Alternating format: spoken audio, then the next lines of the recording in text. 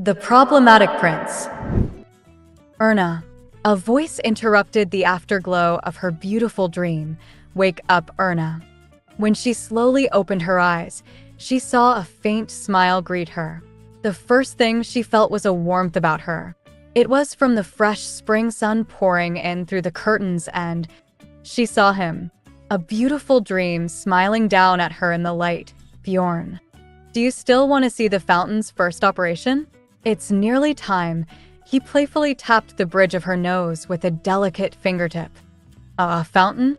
Erna's eyes slowly came into focus, and the dream fuzz melted. Erna jumped up and got off the bed. It wasn't until she was practically out onto the balcony that she realized she was not wearing a single thread of clothes. Bjorn burst into laughter as Erna ran back to put on a robe. Mrs. Fitz had told her a few days ago that the fountain would resume operation today after being switched off for the winter season. Erna had been talking about it to everyone and was very excited to see the first jets of water. She was embarrassed by the fact that she had slept in. Bjorn, you too. Erna turned to call him and stopped as his naked body stood before the bed. Sunlight streamed in and made him glow almost.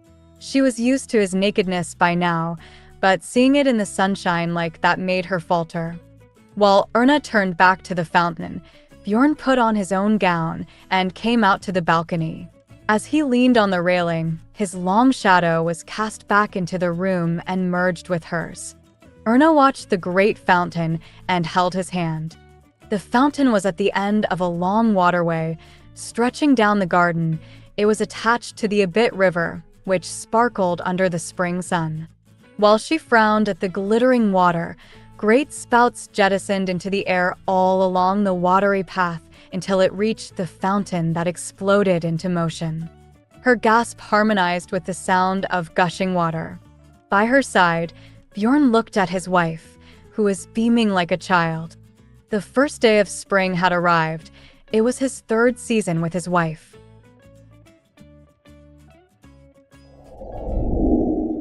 Breakfast had been set up to the side of the garden, near the great fountain, under the orders of Bjorn. There are so many pretty places in the palace, Erna said. Erna looked about and admired the rich table that had been set up under the shade of an apple tree. The jets of water from the fountain glistened in the spring sun, and even Bjorn. Everything she looked upon was like a beautiful dream. Bjorn looked back at her with a light smile, before turning to look out to the distant sky. Sunlight penetrated through the tree and shone upon his languid face. Erna watched her husband as she chewed on a thin pancake. He was so tall. He must have felt the chairs were far too small when he sat in them, which was probably why he always stretched his legs and sat in such an awkward and twisted position. She liked it because it made him look cool. The teacup he held in one hand, the blossom of the apple tree fluttering in the wind, they all looked so beautiful. By the way, Bjorn, about that concert yesterday, I met with Countess Brunner, who was really very sweet to me and introduced me to a lot of other ladies. Bjorn looked up from the newspaper he had been reading as Erna attempted to engage with a random topic. Brunner? Bjorn scratched the tip of his chin and considered. It was no surprise, given how much money they had borrowed from his bank. Everyone who is kind to me all seem to have borrowed money from you. I am starting to think it would be nice if all the aristocracy borrowed money from you. We have the same dream, Bjorn said with a little chuckle. It's not a bad idea, great ambition. Bjorn folded up the newspaper he had not fully read yet and set it aside on the table. A bank that could swallow up the whole continent certainly sounded like a dream. I'll have to keep the leash of debt tight to all the families within the social circle of my wife. No, don't do that. Why not? I know what it's like to be tied to debt, so if you want to make them, then it's too bad. Erna's expression was serious. Did you really intend to pay off your debt by selling flowers? Of course, I'll show you sometime. Show what? The money I had saved up to pay you back, I still have it. Bjorn didn't complain about the absurd remarks Erna kept making. purely because he found her face very pretty in that moment. Stern, pouty, and full of matter-of-facts. Anyway, the attendees of the luncheon were not those who had borrowed money from you. I think it was because Duchess Heino was there. Louise. Bjorn looked confused as Erna mentioned his sister. Of all the people who he would thought hated Erna Dniester the most, he would have said her. She had the closest relationship with Gladys. Louise? Yes, she is helping me in a lot of ways and convinced all the other wives that were weighing their attendance. Still looks like she's trying to become the Princess of Lichen, Bjorn muttered. Why do you talk about your sister like that? Because that's just the kind of brother I am. Don't expect any favors from Louise. She hates you as much as she loves Gladys. Bjorn picked up a cigar, snipped the end. Erna gave him a wounded look, an intrusive look, but Bjorn did not change his mind. The truth was the truth. She might not have been the woman he had chosen first, but he wanted her to be the Grand Duchess.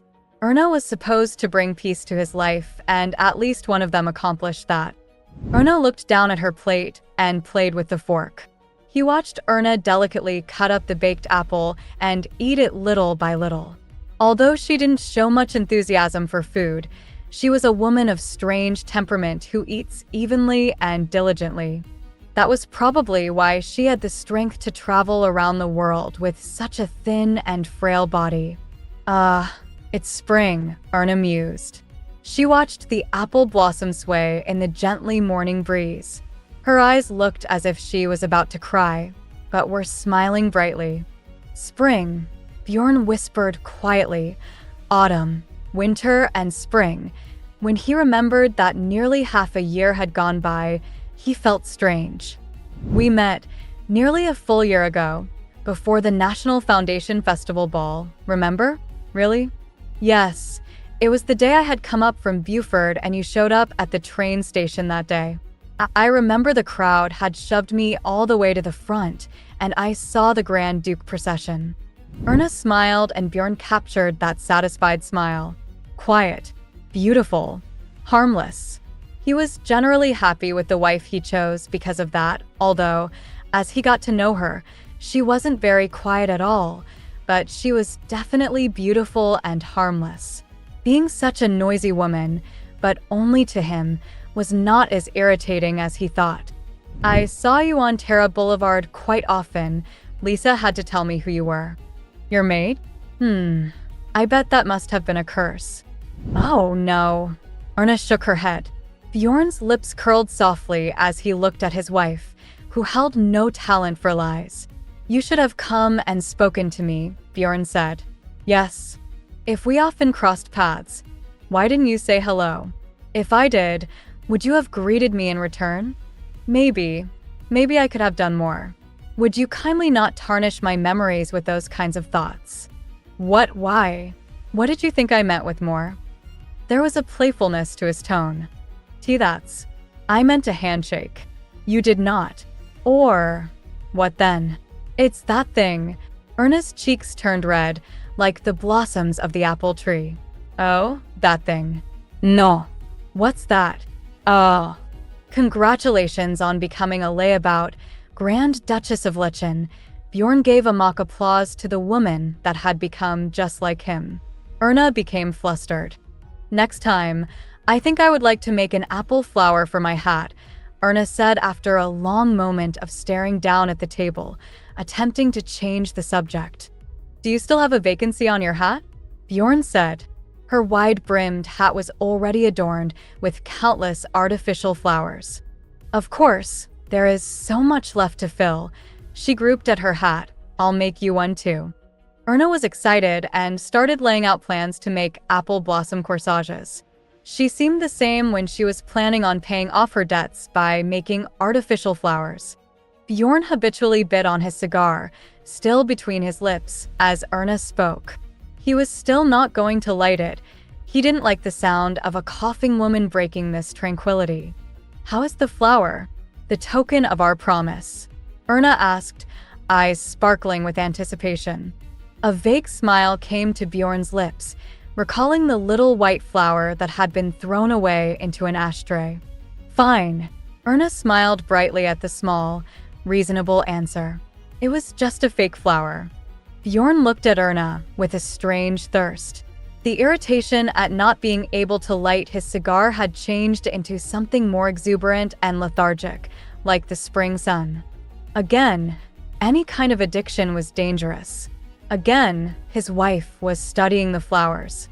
Bjorn studied the cigar, then Erna, one after the other, then back again.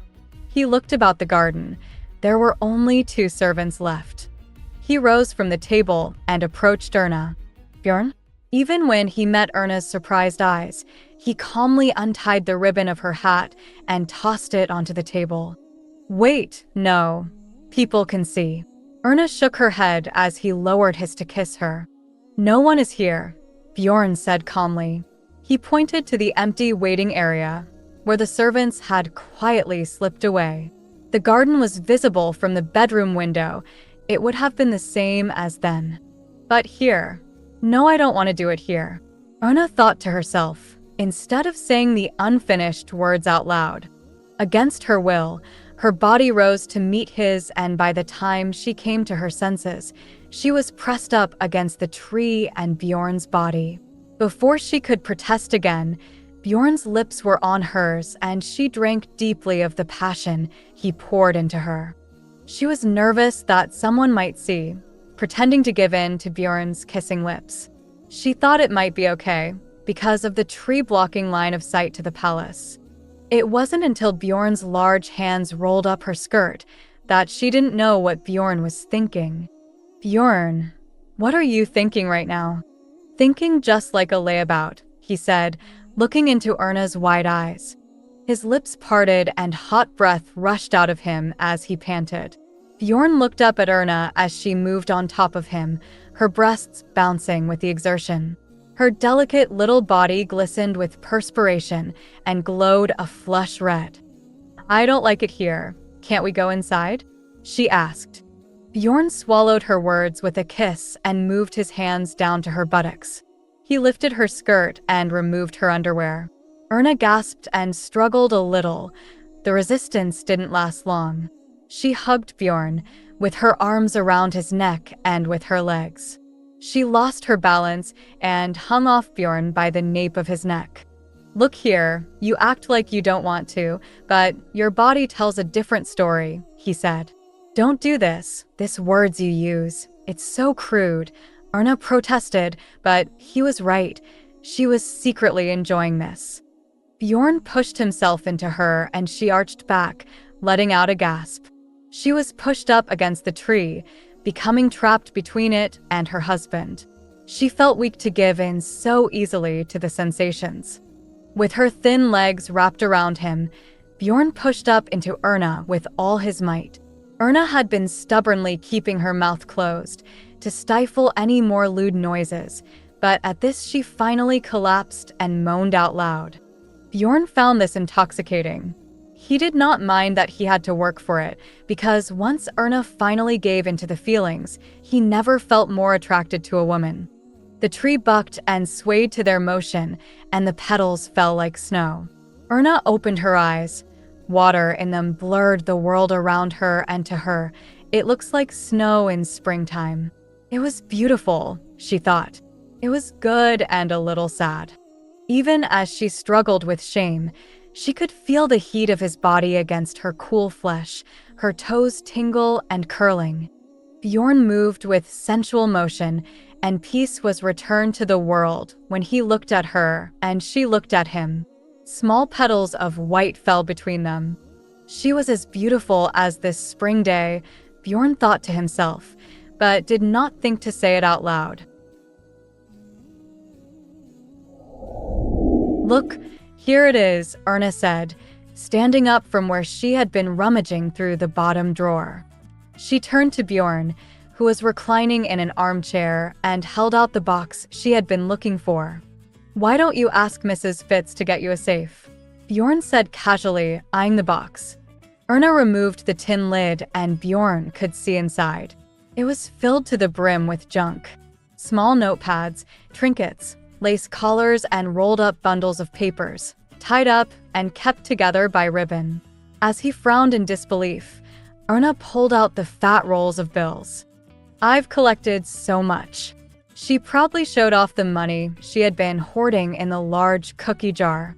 She was like an old banker who was well-versed in securing liquidity and stabbed Bjorn in the heart with it. This deer was never a common one. Bjorn was stunned to find such an adversary under his own roof.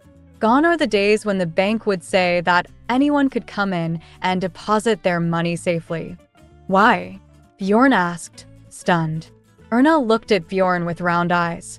She felt like she was facing his own grandmother, the Duchess of Arsène, who had been so against the rapidly changing world. No. The Duchess of Arsène had some of her own savings accounts, so that comparison was not exact. Bjorn looked at his wife, who seemed to be living in the last century, not in just the manner of her dress, but ideals as well. He burst into laughter and Erna cocked a look at him, not understanding the joke. The Grand Duchess Cookie Jar Bank. This was the form of Bjorn's insult? How he had been shut down. Erna placed the bills back into the jar and replaced the lid. The smiling snowman, whose nose made up the handle, was laughing at him as if teasing him. A knock came at the door and Mrs. Fitz came in. You're back, Your Highness. You need to give confirmation to the director of the Royal Academy of Arts today." Bjorn raised an eyebrow. "To the art director. Why?" "For your portrait with the Grand Duchess. You are needed to confirm if you wish to go ahead with the recommended artist, Mr. Lore. I will send the reply immediately." "Lore?" Bjorn thought for a second. "Pavel Lore?" "Yes, Your Highness, Pavel Lore." Erna let out a sigh as Mrs. Fitz confirmed the name. Bjorn looked down at his restless wife. "Do you wish to discuss this more?" Mrs. Fitz asked, seeing Erna's reaction. Bjorn shook his head and Mrs. Fitz left. "Bjorn, I wish we could get a different artist," Erna said, letting everything out once Mrs. Fitz had left. "Please, get someone else." "Why?" "Pavel." Erna faltered as she recalled that autumn night and how she had said goodbye to Pavel. Painting the portraits of the royal family was a great honor for any painter, but Erna could not face a reunion with the man she told never to write to her. No matter how great the honor was for him, she didn't want to go through with that and didn't want to put him through that. "I don't want to see him," Erna said, strength coming to her words. "Please, Bjorn, please." Erna begged again, an attitude that grated against Bjorn's nerves, even though Erna spoke softer than when she was constantly prattling on. Bjorn leaned back on the cushions and looked out the window. The spring day was very beautiful and the sunlight streaming in, making Erna's skin glow. Made her look just as beautiful. There was no reason to linger on this painter, but if Erna was going to be uncomfortable with him being around, maybe he should get her a new painter. What would have happened if he had not found her, abandoned in the rain on that fateful night? It was a meaningless question that suddenly came to his mind when he looked at Erna. It wasn't a hard question to answer. She would have run off with that painter. She really must have intended to follow him if she was willing to wait so long in the rain, in the dead of night. If he had not taken the carriage past the station, she would have gone with Pavel Lore and probably be his wife by now. A light smile came to Bjorn as he considered the scenario. Then, while Erna looked at him pitifully, he rang the small service bell and Mrs. Fitz returned. "Yes, Your Highness? Let's get things moving as they are. The sooner it's done, the sooner we can move on to more important things," Bjorn said. He saw no reason to change the artist just because things might be a little awkward for Erna. The sooner they got the paintings done, the sooner they could move on from this.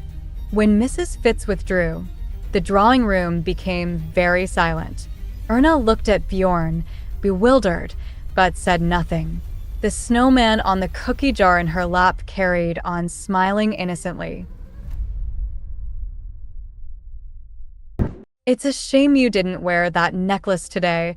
It would have been nice to have taken a look at it, Your Highness," said the Baroness, seated at the far end of the table. The noble ladies had been talking about the fair that was due in Lichen within the month, but the Baroness suddenly changed the conversation to the Grand Duchess diamond necklace, which had made the whole of Lichen tumultuous for some time. I've heard that it is a very beautiful piece of jewelry. It's so wonderful to see the two of you getting along. I really envy you. The ladies about the table had been showering Erna with praise and compliments. Erna struggled to detect any thorns laced within the words, thanks in part to her lack of understanding of the social world. I didn't wear it because I felt it a little inappropriate for a luncheon, Erna said, trying not to show any signs of embarrassment. The flutter of her heart and the ache in her stomach did not cause her smile to falter, as she promised to show it off to them next time. The conversations turned back to words of encouragement, praise, and acceptance for the newlyweds. They came like the sweet scent of flowers in the garden. Erna managed to play the part of hostess very well, following the natural course of conversation without faltering, adding appropriate responses where needed. They had walked the garden, admired the flowers, and drank tea in the summer house. All that was making Erna tired, but her smile never once faltered. It wasn't until after Erna returned that she heard the rumors. The Grand Duchess, Erna Dniester, had swooped in to prevent the happy reunion of Bjorn and Gladys. She was only after his money, and the news coming out of Philia was that Erna had coerced Bjorn in buying the most expensive diamond necklace. Of course, there was no time to explain what really happened. People judged, defined, and exhibited their own opinions about Erna without ever really knowing the woman. All Erna could do was tread carefully and not let things get any worse. Slowly, all the guests left later on in the afternoon, until there was only one guest left, Princess Louise. Louise, I must thank you. Thanks to you, I was able to safely hold today's luncheon. Louise looked at Erna with the same smile she had greeted her with when she arrived. She sighed deeply and folded away her fan. The smile that she had been wearing all day faded. She looked so much like Bjorn. Say thank you. Invite her to a late dinner. Talk about fountains and flowers. Unable to continue the conversation she had planned out and rehearsed, Erna suddenly lost the flow of conversation and looked at Louise blankly. Many of Schubert's noble ladies had only come today because of Louise. She had come forward and persuaded those who had been sitting on the invites to go to the luncheon. Erna was glad that Princess Louise, who had been cold to her this entire time, finally decided to open up. On the one hand, Erna had been fearing this day, expecting an ambush, but at the same time, she was excited for it. Louise, if I make any mistakes, the reason I stand on your side is to save face for my brother and the royal family. I hope you don't think this is any sort of friendship. When Erna sat down opposite Louise, the princess pushed herself up from the table and stepped away. Still, you've been a great help, so thank you, Erna said. Can't you think about my brother and the royal family a little more? It's just the necklace that people are making noise about. Did you have to get such lavish and expensive jewelry abroad and cause such a stir? It was a birthday present. I did not ask for it. If you want to be extravagant, do it in Lichen. I won't get involved in that. Louise frowned as if to say she didn't want to hear any more on the matter. I also don't like letters asking for more friendship than is deserved. You're mistaken, princess. I didn't ask for anything. It was as simple to say hello, like any person would send to acquaintances, friends, or family. Erna's lips began to tremble, but she fought hard to keep her voice level and stern. Mrs. Fitz had told her that it was customary for members of the royal family to send each other letters now and then. It was especially important for the Grand Duchess, and it was one responsibility Erna was determined to take seriously. Yes, but Grand Duchess, we are not anything like those relationships. The wrinkles on Louise's brow deepened. Do you not think it's emotional violence toward me? Someone who is close personal friends with Princess Gladys, who was then expected to force a relationship with the Grand Duchess. Erna could not find the appropriate response. It seemed like every word Louise spoke was edged like a razor blade and designed to cut deep into Erna's mind. I just wanted to tell you that I am still friends with Princess Gladys, and my friendship with her is important to me. Of course, as the Princess of Lichen, I will stand by the Grand Duchess for my brother's sake, but please do not ask for more acquaintances than is absolutely necessary. And please, try and be a good fit for the Prince of Lichen. Once she had finished what she wanted to say, the princess left the summer house. Emotional violence? Erna understood the meaning of the words the princess had so coldly thrown at her, but she wanted to finish the social properly.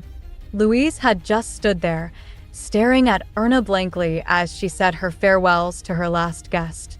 Louise left without saying another word. Erna slumped in the chair, letting out a long sigh. It was lucky that Louise rejected her before Erna had invited her to dinner. That would have been embarrassing. Bjorn was right. She didn't want to admit it, but she had to accept the fact. Should she live without expectations, taking for granted the hate from everyone who still loved Princess Gladys? No matter how many times she thought about it, she could not come up with a reasonable answer. Emotional violence. Erna was ashamed of that label attached to her. Erna sat in the chair and continued to repeat the question until the walls were painted the colors of sunset. Suddenly, she found that she missed her grandmother. Not bad, Bjorn said. He could scarcely believe the report he held in his hand. Bjorn approached the fireplace and tossed the report into it without hesitation. The repost of the atrocities caused by Count Hardy and his wife went up in flames.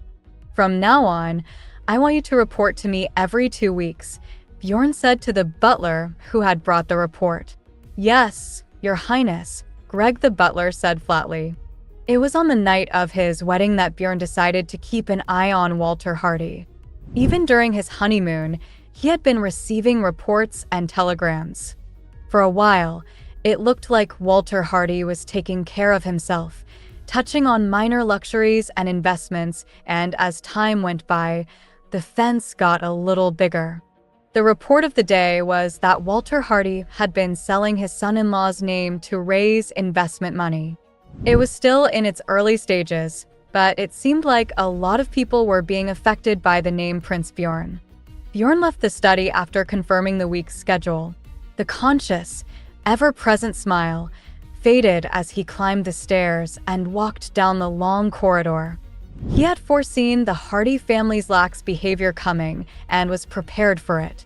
There was nothing to be surprised or angry about, and Bjorn was determined not to get involved unless they crossed a line. To appease a noisy child, give them sweets. Bjorn headed straight for Erna's room. Her Highness is not yet finished, Your Highness, said Karen. She quickly approached him when he came into the drawing room and bowed her head. After checking the time, Bjorn nodded happily and walked over to Erna's desk to sit down. There was plenty of time before the painter finished preparing. That's okay, I'll wait right here. Bjorn sat cross-legged in the chair. The maid bowed and continued about her business. Pavel Lor.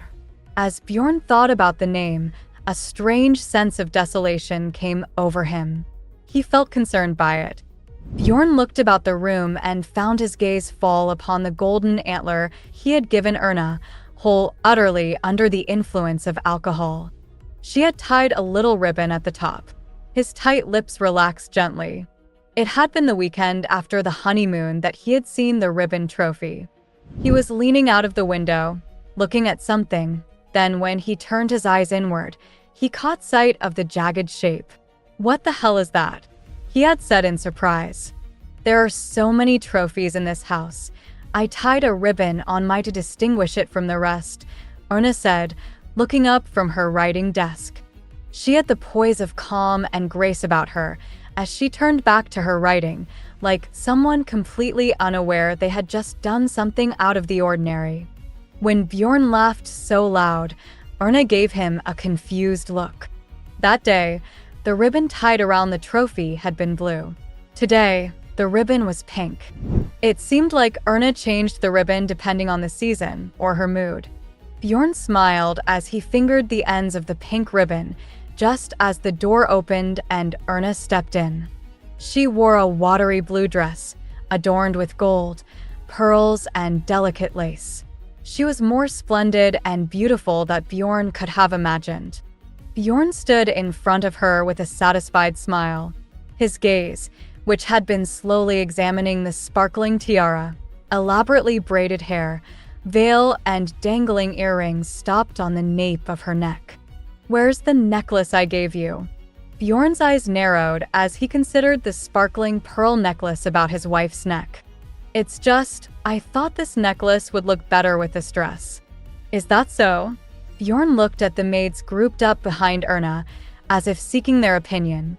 They looked about the room as if not noticing the prince's questioning glance. He liked the necklace.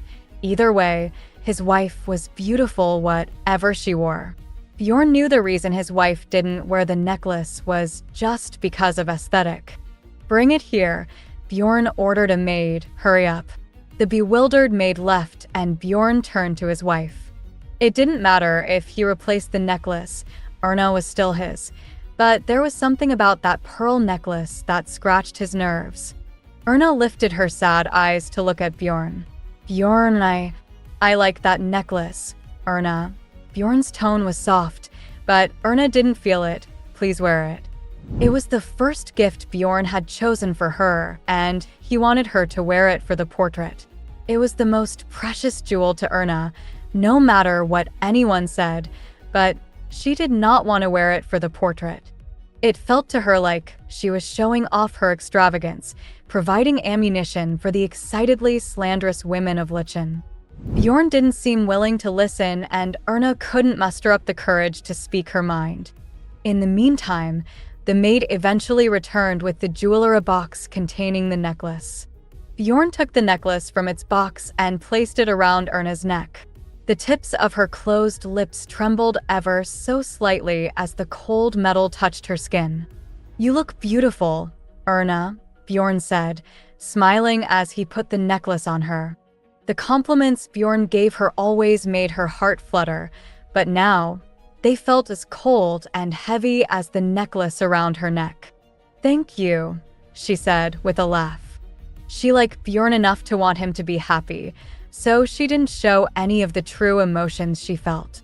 She hated herself for lying to him like this. It was a strange feeling.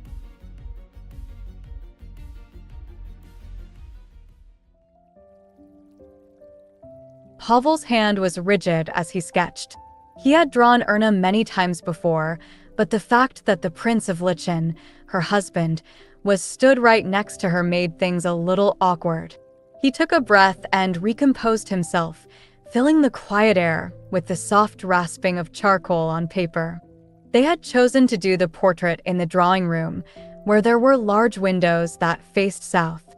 The space had a lot of vibrant blues, the color of the Lichen royal family.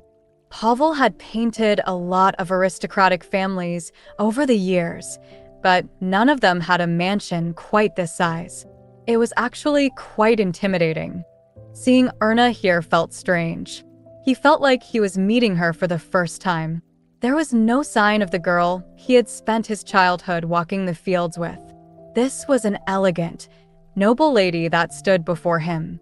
Erna had feared that Pavel would greet her as he would do when they were growing up, but that did not happen. Pavel remained respectful as he said hello to the ducal couple. Pavel had tried to refuse the order of the art director.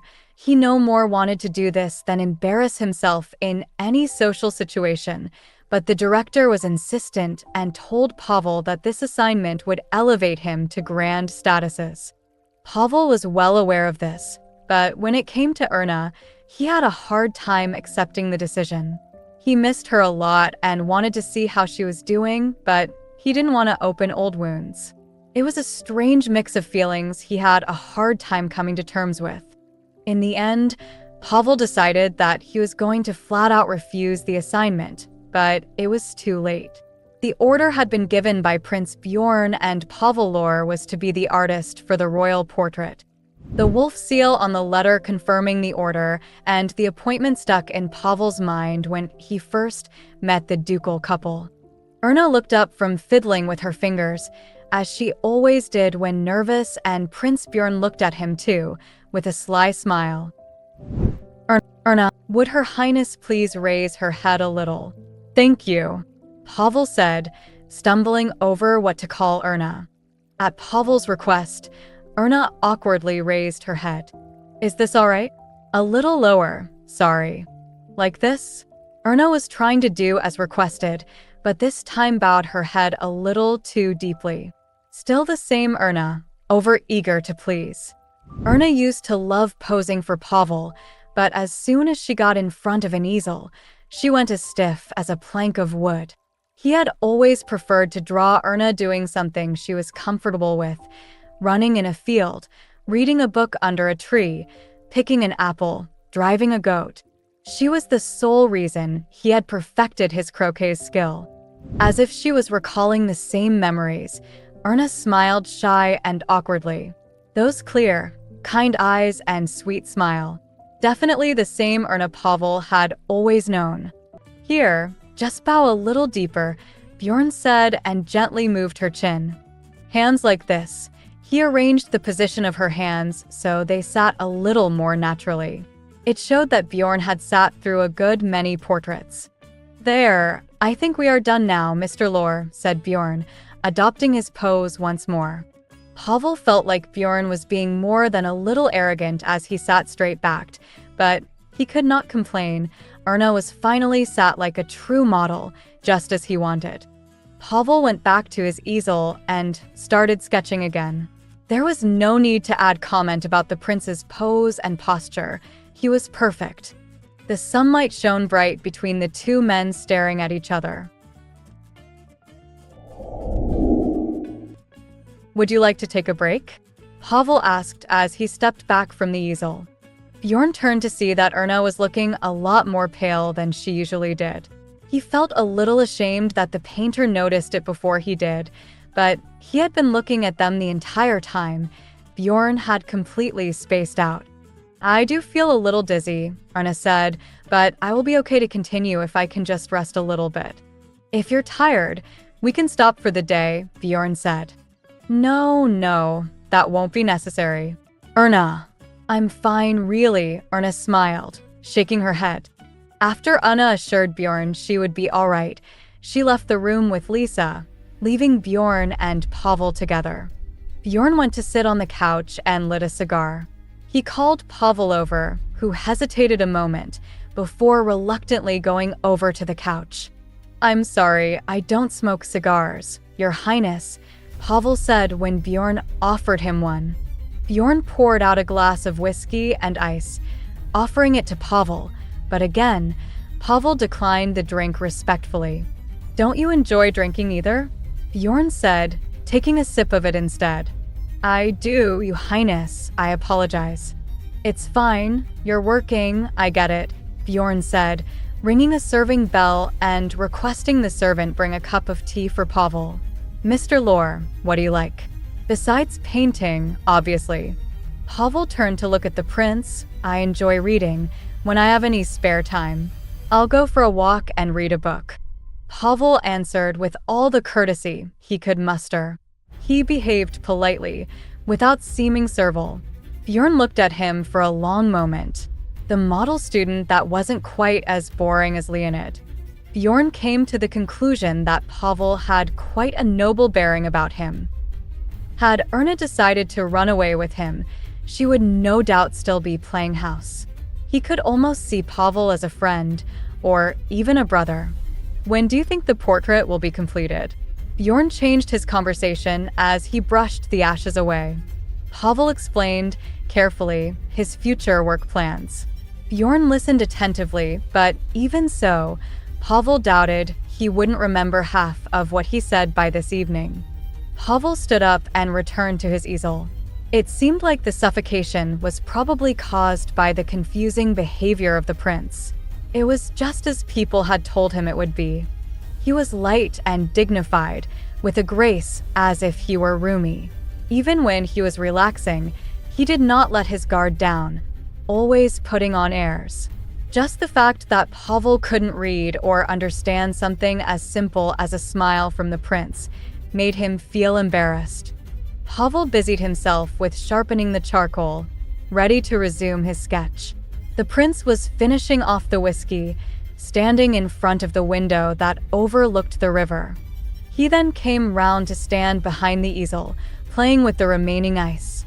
"Keep going," the prince said, dissuading Pavel from putting down his palette knife. Bjorn looked over the canvas, then at the art supplies with an unenthusiastic eye. He was a man that moved slowly, took his time, as if enjoying a leisurely walk. It was only when he looked away from him that Pavel realized he had broken his charcoal. Is Erna really happy with this man? As if to erase the question, Pavel focused on sharpening the charcoal he had just broke.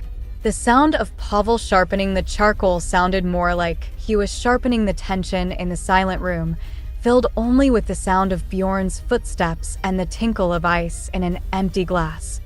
"It looks good," Bjorn said, nodding to the workbench. Pavel clenched his fists without realizing it. "They were a gift from a very dear person to me." "Oh, a present?" Bjorn said, passing a glance over the brushes and paints back to Pavel. There was no emotion in his lethargic expression. "Pavel swallowed drily. Her Highness has returned," Lisa said as she opened the doors. Bjorn and Pavel both looked over just in time to see Ernest standing in the doorway with an awkward smile. "Oh my God, Your Highness." The maid's startled cry roared up the spire at the west end of the palace. Erna looked back in shock, her hand freezing as it was withdrawing from a box of chocolates. "Oh, Karen, it's you. Your Highness, what are you doing here?" "I just wanted to get some fresh air." Erna smiled shyly. The setting sun, it cast reddened light. "I'm sorry if I caused any trouble. I didn't think anyone would come up here." "I didn't mean to cause any trouble." "No, Your Highness, you may go where you wish, but I didn't mean that," Karen sighed. When she had seen the doors of the spire had been left open, she thought that some of the servants who were secretly dating had come up here. She never expected to see the Grand Duchess. All too often Erna had been turning up in places Karen would never have thought to see her. The pottery room, the stairway to the coal bin, an abandoned well. Most of the places were remote enough that people did not frequent them unless necessary. This had all started about the middle of last month. She had asked to see the floor plans for the mansion. Karen brought them to her, and Erna had pored over the plans for days. Did she hear us? Erna had gotten lost in the mansion several times, and the serval staff had made fun of her about it. What if she heard us, and she tells the prince the young maids had looked at Karen with tears in their eyes? "Don't worry about such pointless things," Karen had told them. From then on, the Grand Duchess was never found lost around the mansion again. Instead, she had become like a ghost, suddenly popping up where she was not expected. "If you keep eating those chocolates, it'll be bad for your health, Your Highness," Karen said to Erna. "I've not eaten that many. You shouldn't be eating them on a day like today. Were you not ailed earlier?" The Grand Duchess had vomited after standing for the painter for so long. She was now hovering over a box of colorful chocolates like nothing had happened. Even when it was suggested that the painter come back another time, Erna insisted on getting the work done. She had a smile on her face, like she hadn't just voided the contents of her stomach. "Your Highness, the necklace." Erna stopped fiddling with the box of chocolates and gave Karen a quizzical look. "Don't worry about the nonsense people are saying." The staff were there. They knew the necklace was a gift from the prince. Karen said, her throat becoming suddenly dry. All the servants who had been on the honeymoon knew that the diamond necklace had been a present from the prince and had nothing to do with the whims of the Grand Duchess.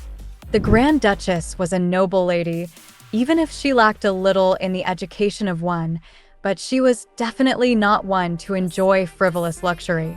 Even if Erna had begged the prince to get her the necklace, there would be no reason to criticize and probably wouldn't have if it had been anyone other than Erna. She is his wife after all. No one would have taken issue with it.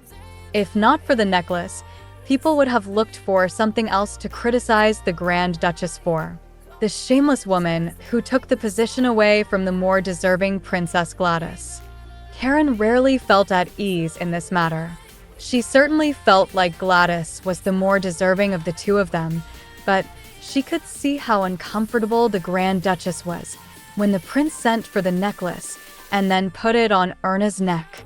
Karen could vaguely guess the heart of the Grand Duchess in that moment. "Are you worried about me?" Erna asked with a gentle smile. Thank you, Karen. Sincerely. Erna took Karen's advice and began to wipe her hands with a handkerchief. Even if she had decided to eat the remaining chocolates, she would have only made herself feel more sick and she wouldn't be able to make dinner. Erna went back down the spire, clutching the half-eaten box of chocolates. She had felt much better in the cool breeze and a stomach full of sweets. She had been so upset and depressed when she climbed the stairs.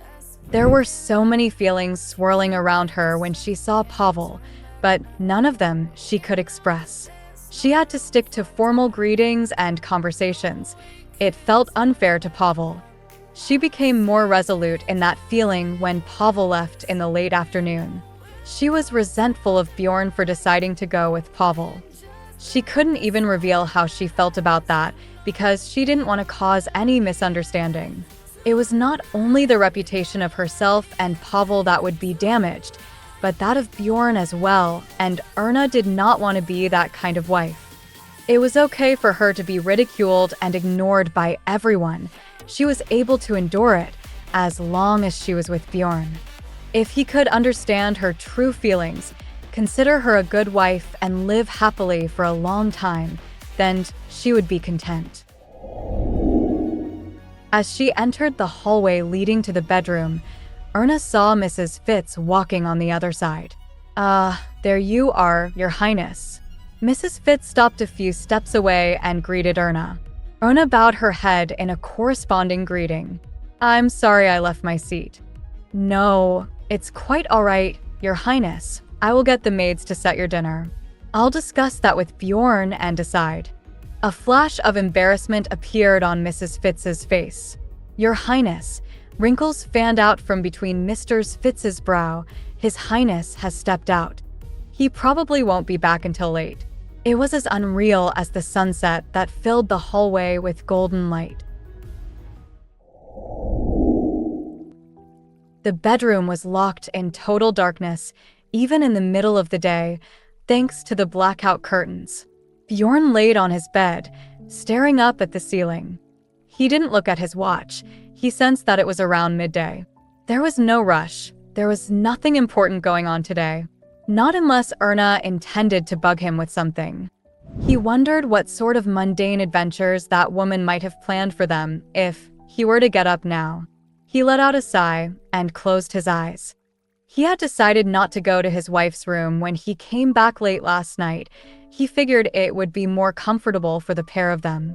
Erna would have hounded him too early in the morning, then chased him about the mansion, looking like she was about to cry. Even just thinking about Erna clinging to him constantly was enough to annoy, so he rang the service bell and started to rise from his bed. Feet barely touched the floor when the maids came rushing in, pulling aside the curtains and illuminating the bedroom with bright sunlight. Bjorn moved to stand in front of the window. The sun tickled his skin with warmth, and it reminded him of Erna's touch. The second the woman crossed his mind again, he realized the mansion was uncharacteristically quiet. "Has my wife gone out?" "Yes, Your Highness," said the maid serving late morning, lunchtime tea. "For what?" "I do not know, Your Highness. I will go and check with Mrs. Fitz." "No," said Bjorn, taking up a teacup. "You don't have to do that." The rich aroma of the tea tickled his nose as he took a sip. The sun was warm, There was a pleasant scent of flowers on the breeze, and the day was quiet. There was no need to go out and chase chaos when the day started out so well. The morning felt like the time before Bjorn had decided to take a wife. Quiet, relaxed, and everything done in his stride. He drank the tea, read the paper, then took a shower and sat at the breakfast table out on the balcony. He completely forgot about Erna. He was well aware that Erna was just an innocent woman who followed him around like a newly hatched duckling. She always looked at him like he was the center of the world. She accepted him as he was and understood him. He did not believe Erna had anything but love in her heart. Then he found himself thinking about the artist. His true intentions were unknown to him, but at least Erna was adamant that he was just a friend. The fact that he knew that all too well made him feel bad, and he did not like that feeling one bit.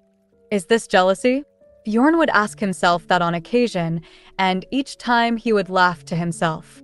What has he got to be jealous of? He was friends with Erna, that was all.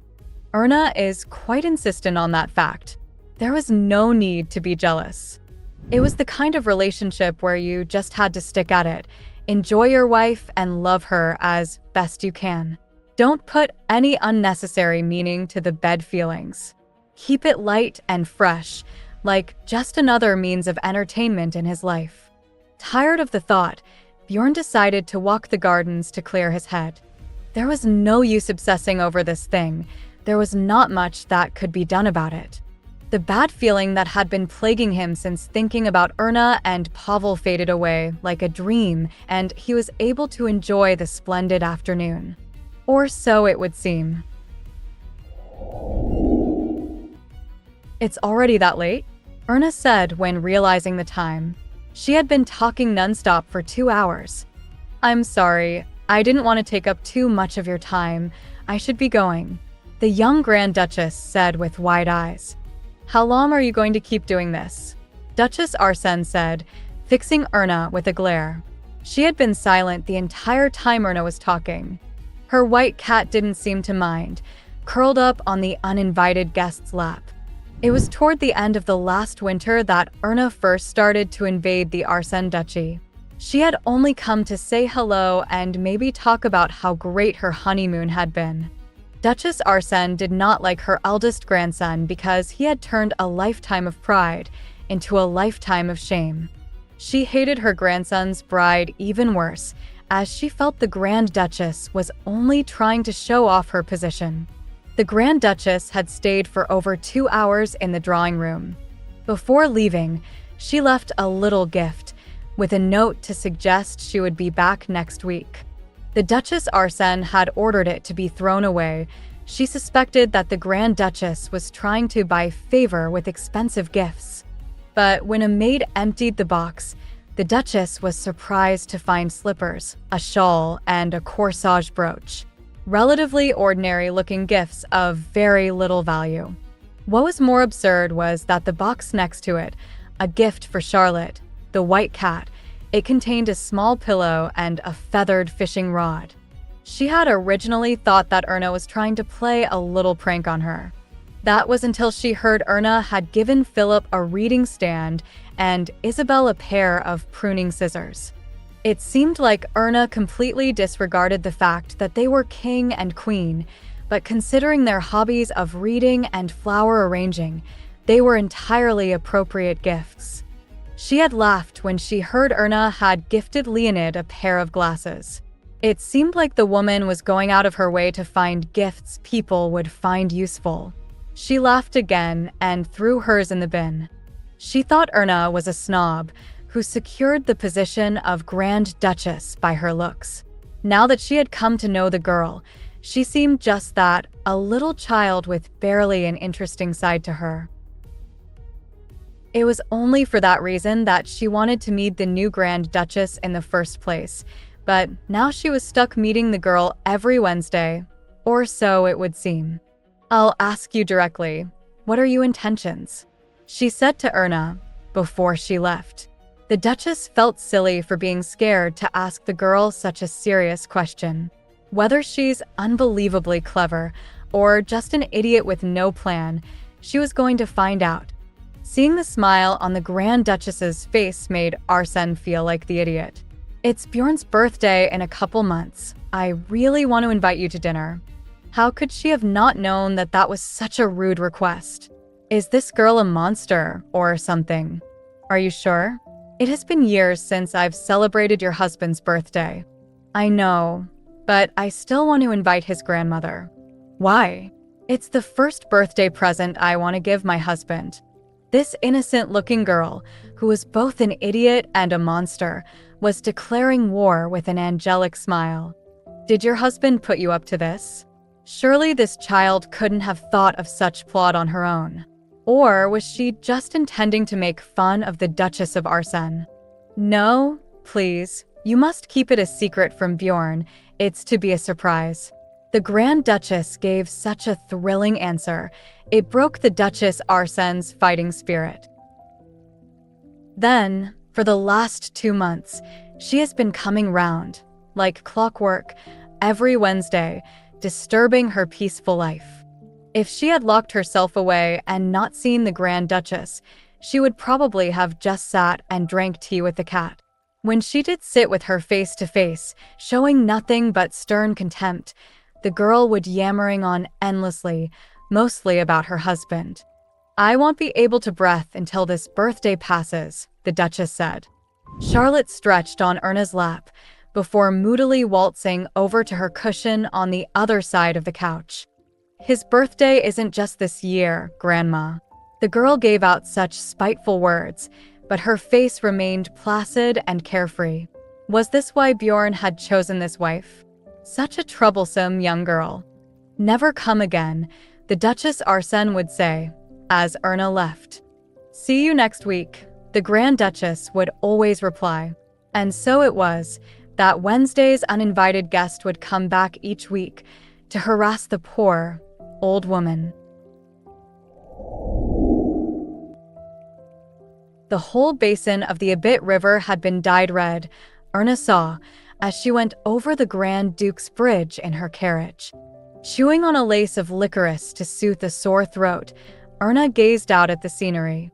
The sky was painted red by the setting sun, and with the water rose-colored, she couldn't get enough of it. She was always like that, even thought she saw it every day, just like her husband. Soon she will be back at Schubert Palace, where her husband would hopefully be waiting if he has not already gone out. Erna put up with it. Erna endured it. He would get up late, break his promises, and head out to the social club. Drink and gamble until the earliest hours of the morning, stumble in drunk and sleep until the afternoon. Again and again, Erna endured it, but her husband had a talent for showing his affection when she most needed it, and for that reason, she endured some more. Erna would repeatedly doze off and wake up, waiting for Bjorn to come home.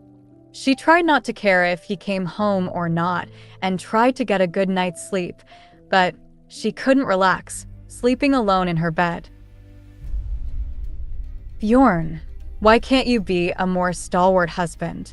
I don't like this," she had said when he finally came home, stinking of alcohol. "Who do you think you've married?" He swept his disheveled hair back and looked at her with cool eyes, quite uncharacteristic of a drunkard. "Is it not funny to marry a prodigal son and expect a saint?" "That's not what I meant. If you marry this kind of man, then you should love him anyway. Is that not a wife's duty?" Bjorn said, coming closer to Erna with his head cocked, looking her up and down. He threw a sharp, mocking glance at Erna, laced with a friendly tone as if whispering love. He walked past her as if nothing had happened. Erna tried to be patient. Say was to see it through, somehow, but Bjorn had snapped her last nerve, broke her patience. "You are supposed to sleep in my bed with me tonight." Looking at his back as he headed toward his bedroom, Erna summoned up the courage to face him. She hated him a lot at that point, but she didn't want to be shunned by him. "Bjorn, we were supposed to share the same bed." Bjorn opened the door to his bedroom with a sigh, went in and closed the door again behind him. Erna stood in the quiet corridor, alone, for a long time.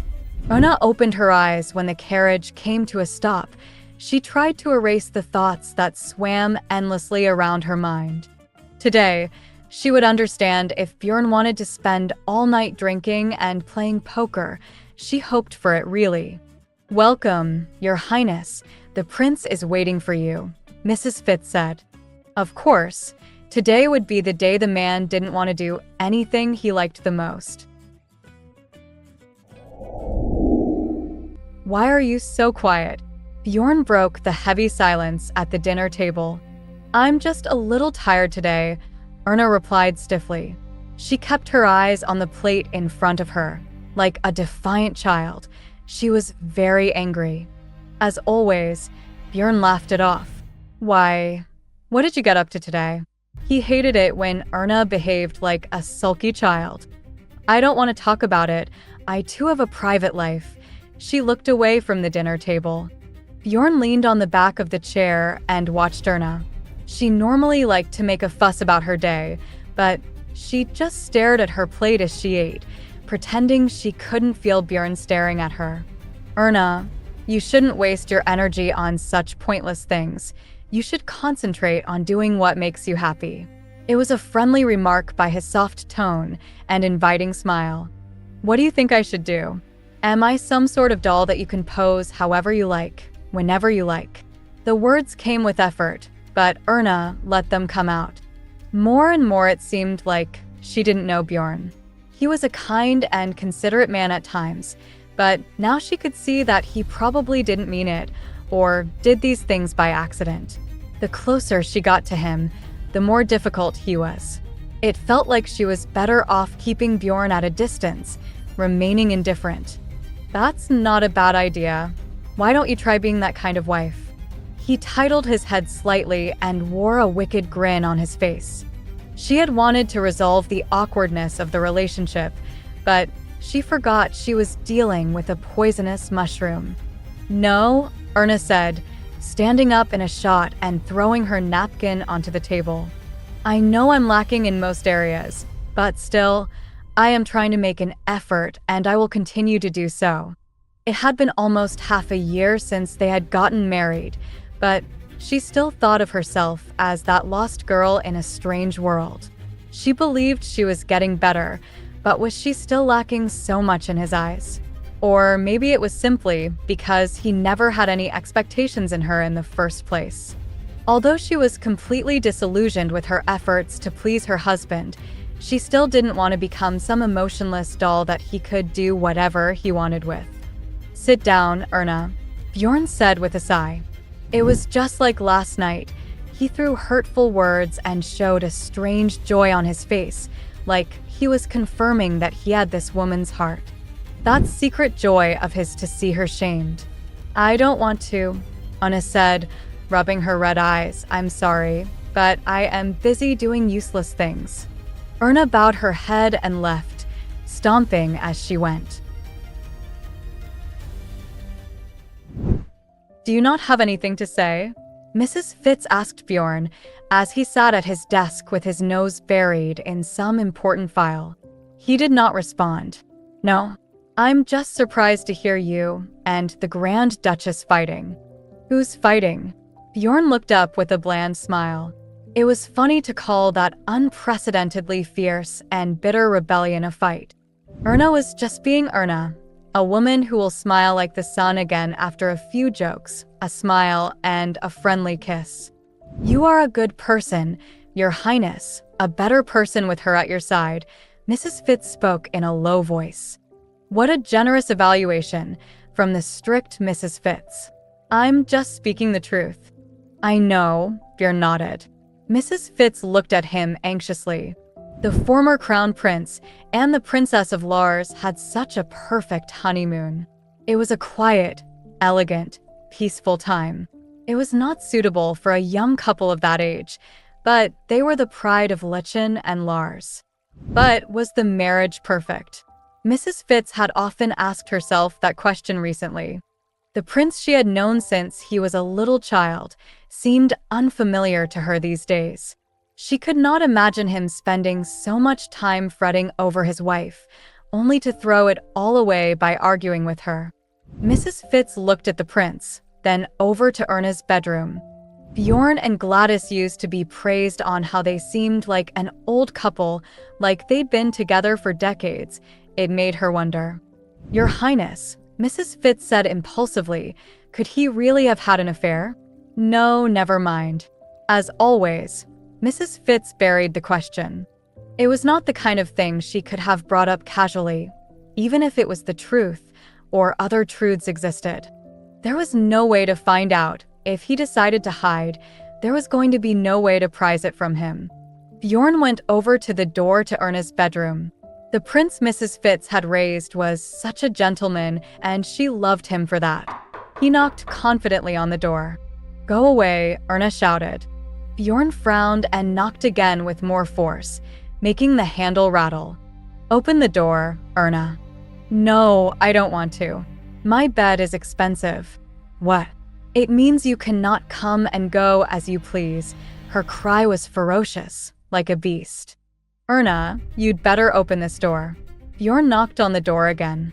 The harder he knocked, the louder Erna shouted, and the dark, quiet halls of the grand palace was filled with the battle of newlyweds. Surprised by the disturbance, maids and servants filtered out and gathered around to listen. "You really think I can't open this door if you don't open up?" Bjorn was no longer relaxed, or wore a smile like this was some big jest. The servants looked at each other. What were they going to do if the prince asked for the key to the door? The prince took a breath and calmed himself. He backed away from the door, but never once took his cold eyes from the lock. He looked like a predator about to pounce, and unless the servants intervened quickly, he was really going to open the door with a kick. "Who do you think is going to lose out in the end, Erna?" Bjorn shook off the servant holding him back. "Well, it's certainly not going to be my loss." Bjorn took a deep breath and swallowed dryly. It looked like he was controlling his anger, but anyone looking closer would be able to see the veins popping in his head. "I don't want to see you, so go away, and before you even think of it, the couple's passage is also locked. This woman, she's out of mind." Bjorn thought, this dear was definitely a mad. "If you don't open this door and come out right now, you'll never see my face again." Bjorn's was quite serious in his threat. "Wow. Thank you so much for your consideration." The onlookers witnessing the fight grew embarrassed and wondered if they should have given the couple space. "If you need a doll, go ask your nanny. A pretty doll, the ones that all the princes like." "Fine. Let's see who will lose out in the end." Bjorn turned away from the door with a laugh. Surprised, the bystanders hurried back, lowering their eyes. There was only one, Mrs. Fitz, who dared not move and looked at the prince. "Congratulations on your first fight," she said.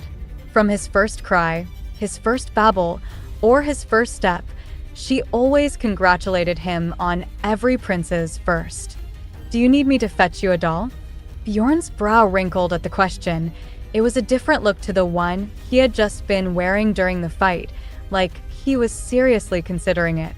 After staring into space for a while, Bjorn turned as if nothing had happened. He walked back to his room at a leisurely pace.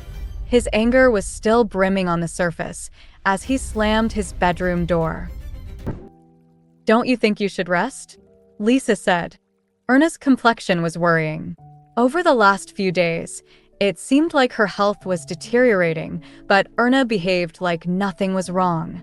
Other than looking pale, paler than normal, she didn't look like a person who had just emptied her stomach. "I'm okay, Lisa, I'm resting." "I'm not sure this counts as resting," Lisa added, worry all over her face. "Because my mind goes all over the place when I'm resting. I need to keep busy so my mind can rest." Erna smiled at Lisa, but didn't take her eyes from the cloth. Lisa looked at the piled-up corsages already finished, the desk crammed with petals, and the faint smile on Erna's face. She might be a petite woman, but she had the strongest spirit. It was clear that her idea of resting was very different from most. Lisa could do nothing but help. It felt like the time Erna was making corsages to raise money to pay off debts. Your Highness, if we sell this back to Mr. Pent, you can't. The excitement quickly dissolved as she took up a bunch of colorful corsages. It was quite impossible for the Grand Duchess to sell artificial flowers to department stores. Why don't you give them to the maids? Erna said excitedly. Why? All they do is gossip behind your back. The corsages were beautiful and coveted by many. Lisa remembered well the face of Mr. Pent when he found out Erna would no longer be providing them. This precious thing. Lisa held up a rose corsage Erna had just finished. How much money would you get for selling this? We can't sell them, but why would the maids hate them? Well, they wouldn't, but why would you want to give them to people who only gossip about you? We can give it to them as a present, Lisa. Then they might realize that I am a good person, at least a little bit. Lisa felt only cynical answers come to the surface, but couldn't bear to say them out loud and just nodded at the Grand Duchess as she smiled. Anyone who didn't fall for her smile were evil people, the poison mushroom prince especially so. Will you give a present to the prince too? Although she was desperate for the two to get along more than anyone, Lisa also wanted Erna to win this fight. It was sad to be in a position of unbridled love for a man, but resentful to lose the first fight. Although they had fought because they could no longer hold back their feelings, Erna didn't want this. On the first day, she felt relieved.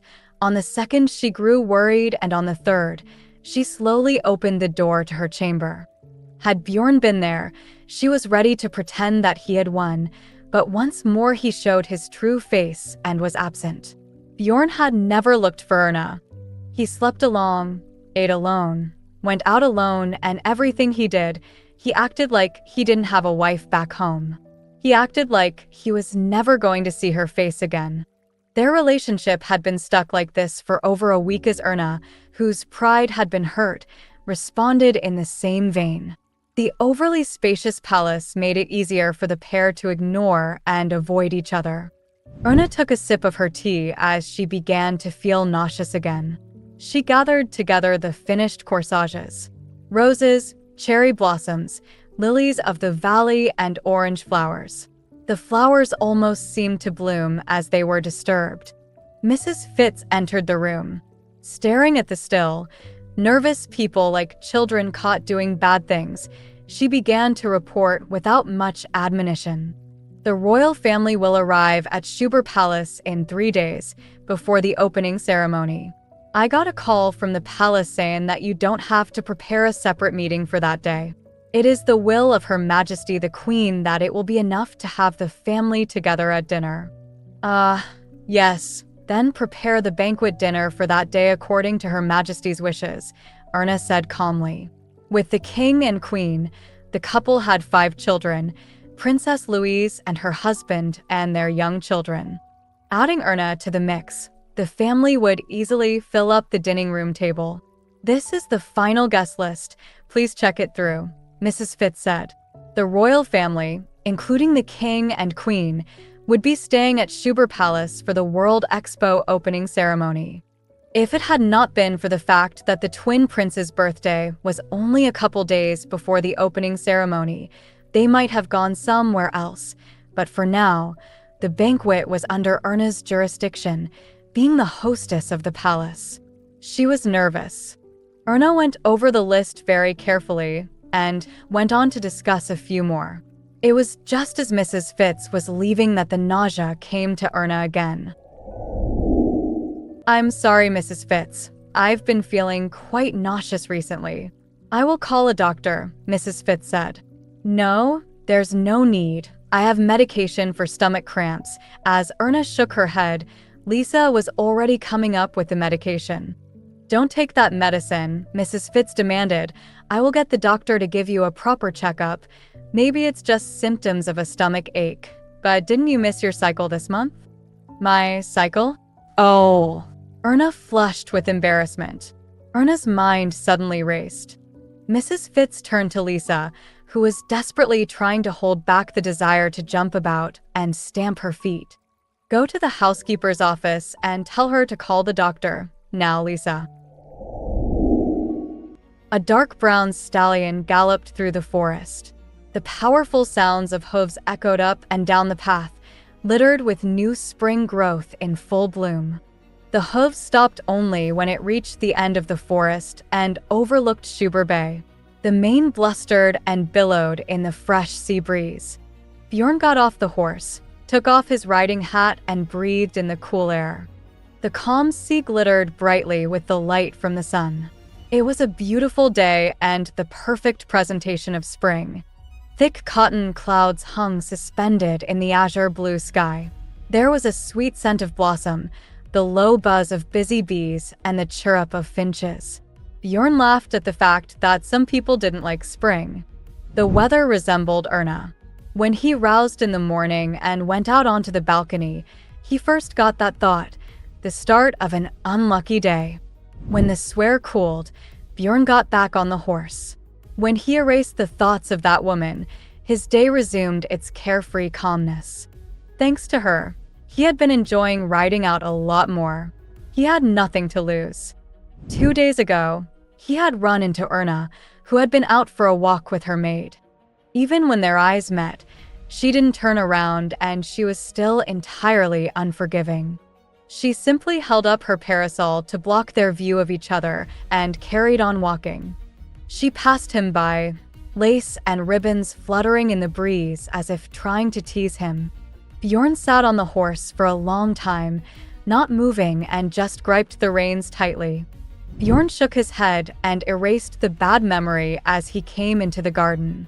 When he reached the front door of the Grand Duke's residence, the servants rushed out to greet him. "Your Highness, it's the Grand Duchess. The medical examination has been done. You need to go to her." Medical examination? Bjorn wore a frown on his face at the dumb grin on the servant's face. He was fast becoming annoyed at the situation, and as he was about to speak, "Congratulations, Your Highness. You're about to become a father." Ernest stared up at the ceiling. She felt distant. She thought about it 100 times over already, but she could not focus her attention. "Don't worry so much," Dr. Erickson said. He offered Erna a kind smile. Had the situation been reversed, he would feel embarrassed too, so he did his best to reassure Erna. "I'm very glad to report that there is nothing wrong with your body, Your Highness." "That's a given," said Mrs. Fitz. Erna tried to smile as the two attempted to reassure her. She had thought she was pregnant, due to her nausea and being late for her period. Just as the doctor came to call, her period started. Erna stopped the examination for a while and went to the bathroom. She couldn't believe the reality of the situation and felt embarrassed. She wanted to disappear like smoke. "You've only been married for half a year. You're young and have plenty of time. There is no need to hurry," the doctor said, looking at Erna. Erna barely raised her head.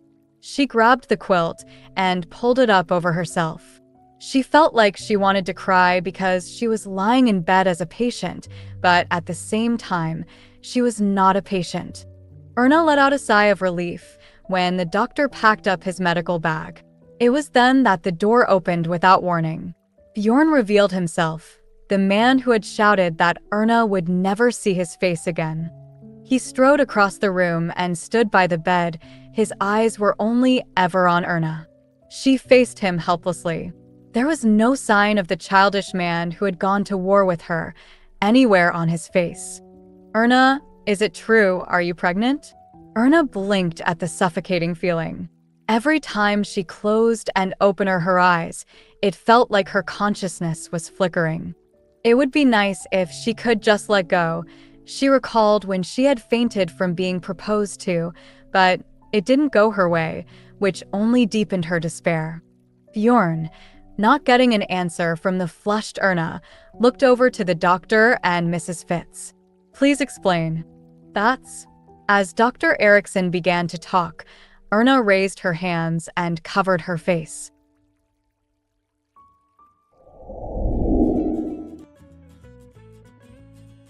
Erna lay dead on her bed, staring up at the ceiling.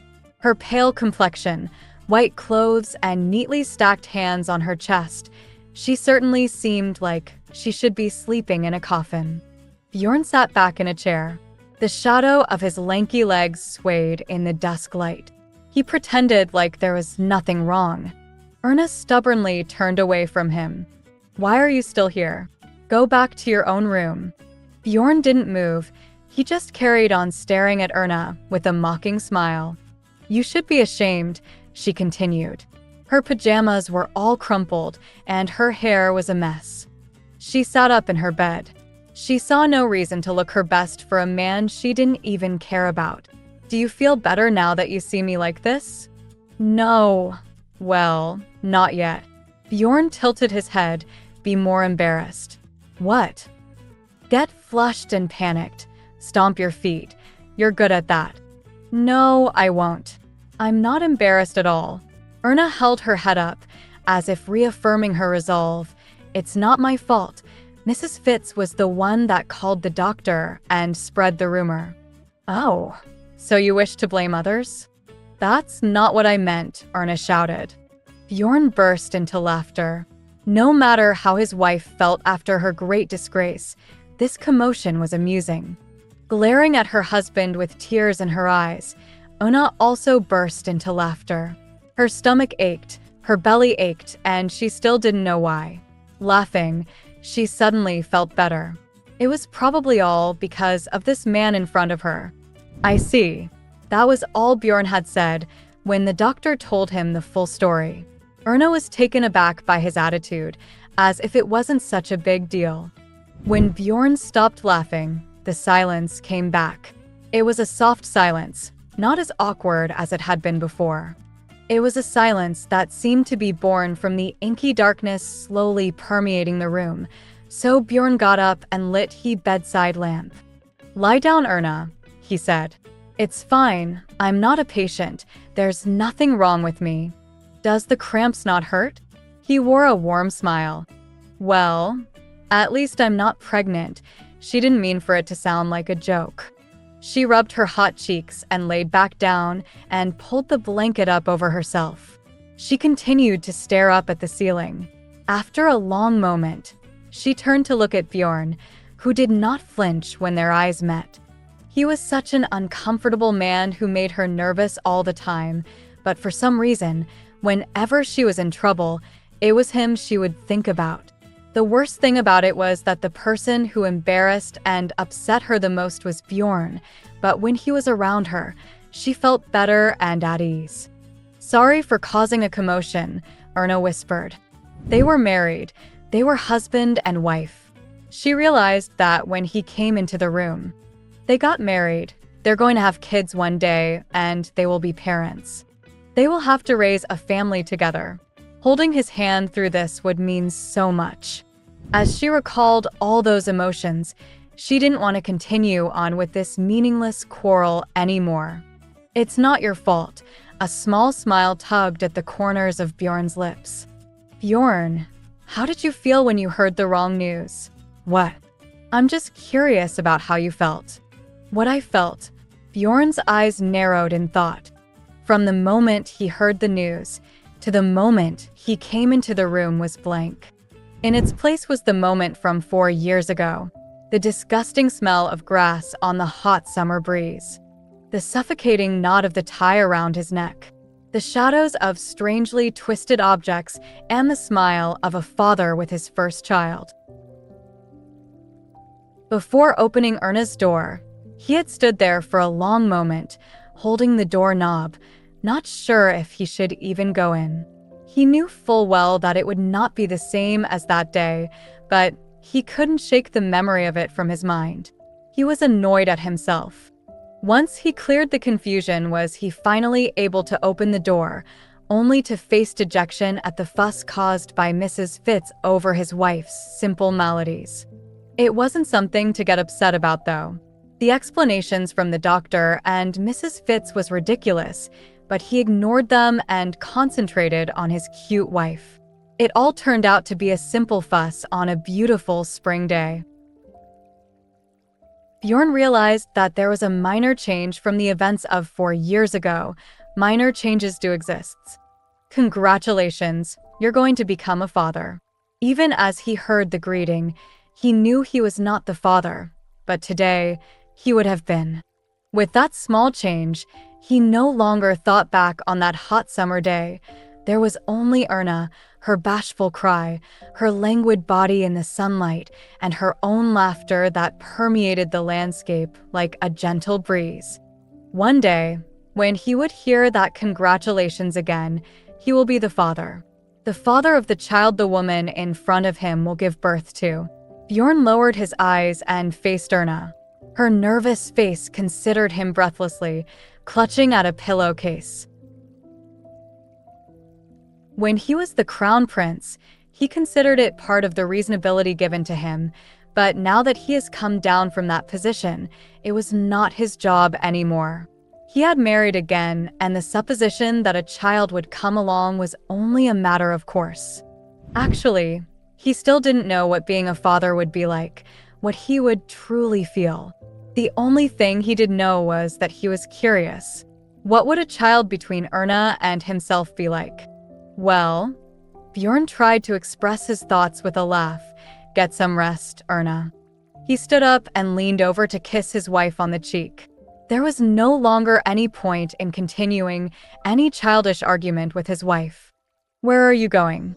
Nervous, Erna reached out and grabbed his hand as he turned away. He looked down at her, with his body turned away. You said it was expensive, your bed. That's true, but you're rich. Erna clutched his long, smooth fingers more tightly.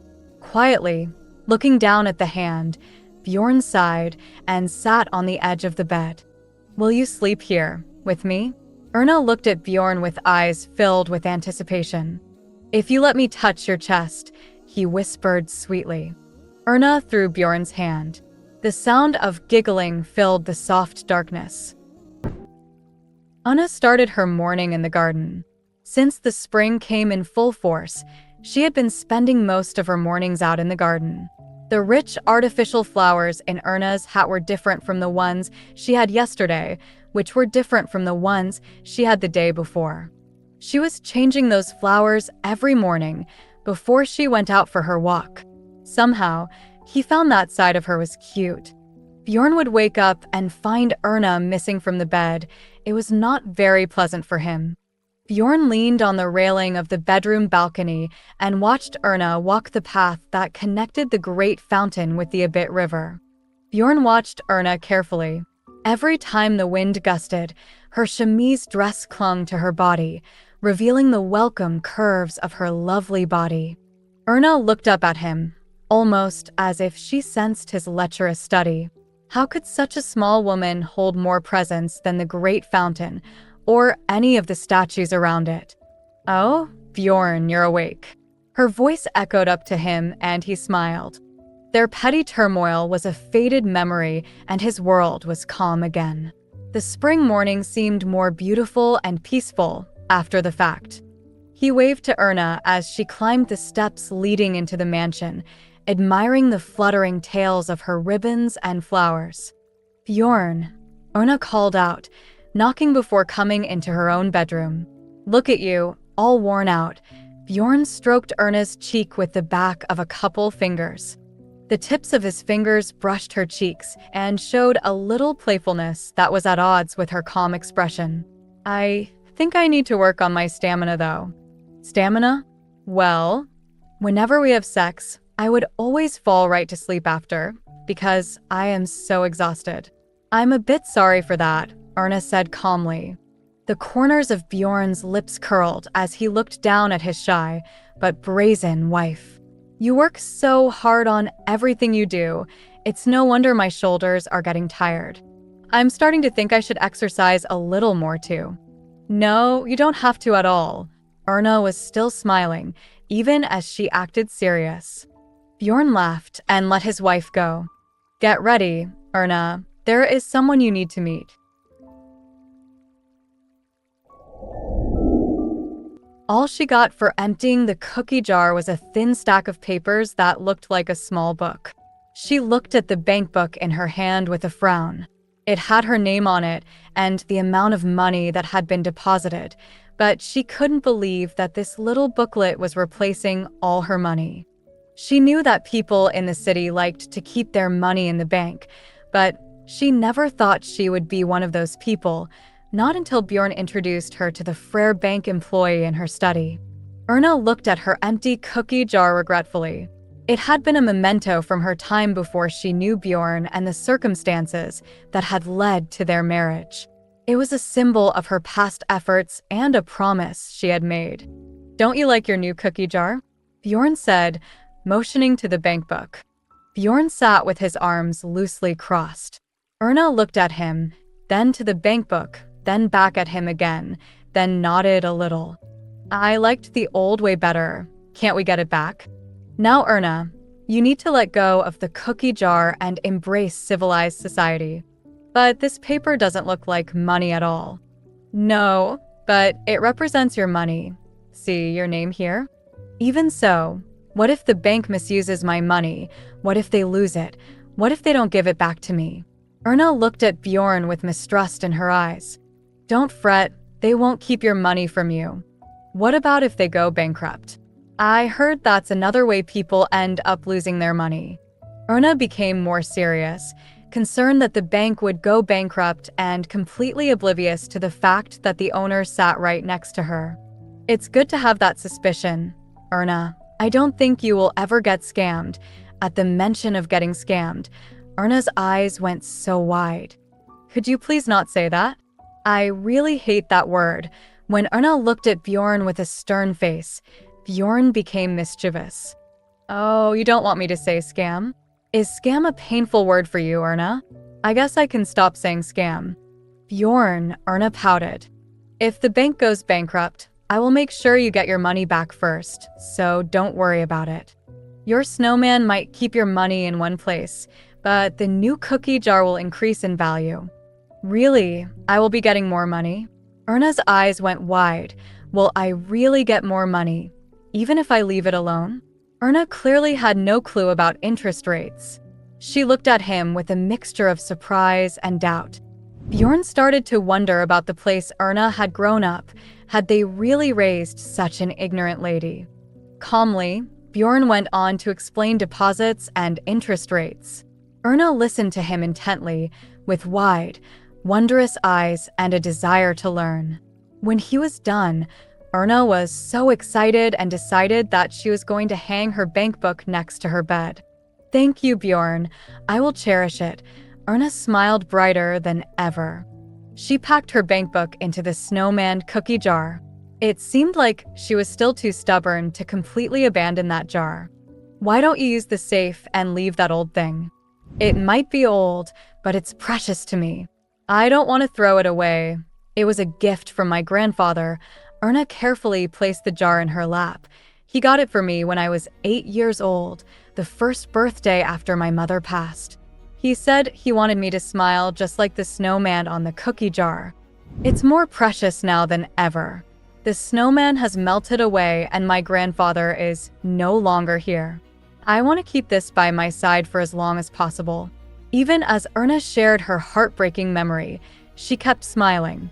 Bjorn felt a little embarrassed. He could not expect Erna to throw the cookie jar away now and so simply nodded. "Oh, Bjorn, isn't it time for you to leave? You said you had a meeting with the directors of the bank." "It's fine. I might cancel." Bjorn leaned back against his chair. "No, don't." Erna got up and shook her head violently. "Go. Work hard and earn me lots more interest." Bjorn laughed, seeing the resolute ambition of his wife. "Go now." Bjorn couldn't stand the pressure from his wife. He had created a monster. He had to use this to his advantage, teasing her with interest whenever he wanted her to do anything dirty. "Not too long ago we had our first fight," Erna was saying, bringing up the shameful event. Erna had been talking nonstop for the last hour and showed no signs of slowing. Duchess Arsene looked up from the book she had been reading for the first time since Erna had arrived. right on time for her Wednesday intrusion. I'm guessing you were horribly defeated. No, Grandma, I think I won, but not on purpose. Really? Really? The maids and servants had placed bets on who would hold out the longest. My maid, Lisa, was the only one to choose me, and because everyone bet on Bjorn, like you, Grandma, Lisa won a very sizable pot. She even bought me chocolates to say thank you. The Duchess saw the proud smile on Erna's face and knew it to be true. She laughed at the ridiculousness of it. It was clear that Erna had no chance of being a dignified princess, talking about marital problems to others. Not like Gladys, she would never have shared the details of any argument with Bjorn. She was certainly proving to be not as fun as Erna. Erna slowly began to open up and share details about the fight. The Duchess closed her book and placed it on the table, along with her reading glasses. As the Duchess listened to the story, she stroked Charlotte, who purred in satisfaction. It did not seem like a very dignified thing to do, to share the details of the fight, and by the end of it, even though Erna had won, it felt like Erna was not in a favorable position. My dear, why do you like Bjorn so much? Erna was stunned by the question and looked at the Duchess, not entirely sure how to respond. All these stories Erna had shared with the Duchess made the woman think that Erna had a very deep crush on her husband, but her husband did not share the same feelings. It seemed like a very one-sided relationship. For most men, it's all about the looks. A man is nothing but a face, and your husband is very gifted in this regard. Yes? Erna didn't know if she should agree or question. Just because a man seems pleasant enough on the outside does not mean he is pleasant on the inside. There is no universal law that dictates that something bad on the outside is bad on the inside, or vice versa. It's always best to try and get yourself a man that's at least handsome on the outside, so then if he turns out bad on the inside, at least he's good looking. A handsome face alone can bring joy, and that joy can help to create patience. I'm sure you understand well enough, being with Bjorn and all. Sure, but don't expect too much from him. Otherwise, you will have more of these arguments, and inevitably, he will get bored of you and the constant fighting. Erna grew anxious as the Duchess speared her emotions with the sharp words. She thought she knew the Duchess quite well, but it seems like her arrogance has only bred ignorance. There was quite the disparity between this urban grandmother and her own rural grandmother. There was something about the old woman that reminded Erna of Bjorn. She thought it would be enough to give her strength to come and face her week after week. I can see that I am right, am I not? A mischievous smile came across the Duchess's face, a smile that reminded Erna of Bjorn. Actually, yes, it is a bit like that, Erna murmured, cheeks blushing. The Duchess looked bewildered at Erna. She had been fun to tease, but looked all too seriously. She had been caught off guard with the Duchess's statements. That was wholly unexpected. The Duchess burst into laughter. The laughter reverberated all about the guest parlor. She thought that Bjorn had reached rock bottom and was plumbing the depths for anyone that would marry him. At least, it seemed like he made the choice out of desperation and was just giving up. The Duchess smiled for a long time while looking at Erna. "What are you staring at? So far away?" the Duchess asked. The Duchess Arsène left the guest parlor. Erna followed in her footsteps, quietly contemplating. The room was decorated with light green wallpaper, where it could be seen in between all the portraits and pictures. It felt like this room was an exhibition, recording an entire family history. Erna followed on after the Duchess Arsène with a little excitement. This was the first time she had seen anything of the mansion beyond the guest parlor. "Is this the Duke of Arsène?" asked Erna, carefully. She stood before a large portrait that hung in the middle of the wall. The Duchess nodded as she came to stand next to Erna. The resemblance to Bjorn was uncanny. "I was quite the famous beauty when I was younger. I was getting proposals from all over the world. From all those suitors, Duke Arsene must have been the finest of them all. He certainly made a good first impression. He must have had a great personality. Well, let's just say I was luckier than you, the Duchess said playfully, moving away to the next painting. Bjorn, Erna said, recognizing the twins in the picture. Can you guess which one he is? Erna became serious and studied the painting.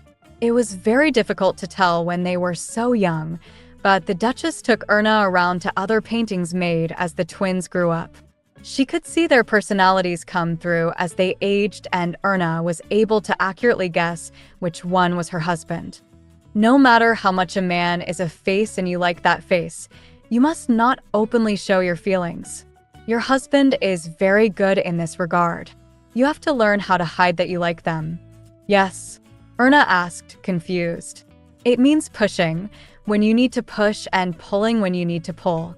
Right now, Erna, all you're doing is pulling, giving Bjorn what he wants. What? Really, child? Did you get married to a man without ever having been in a relationship before? What do you mean, Grandma?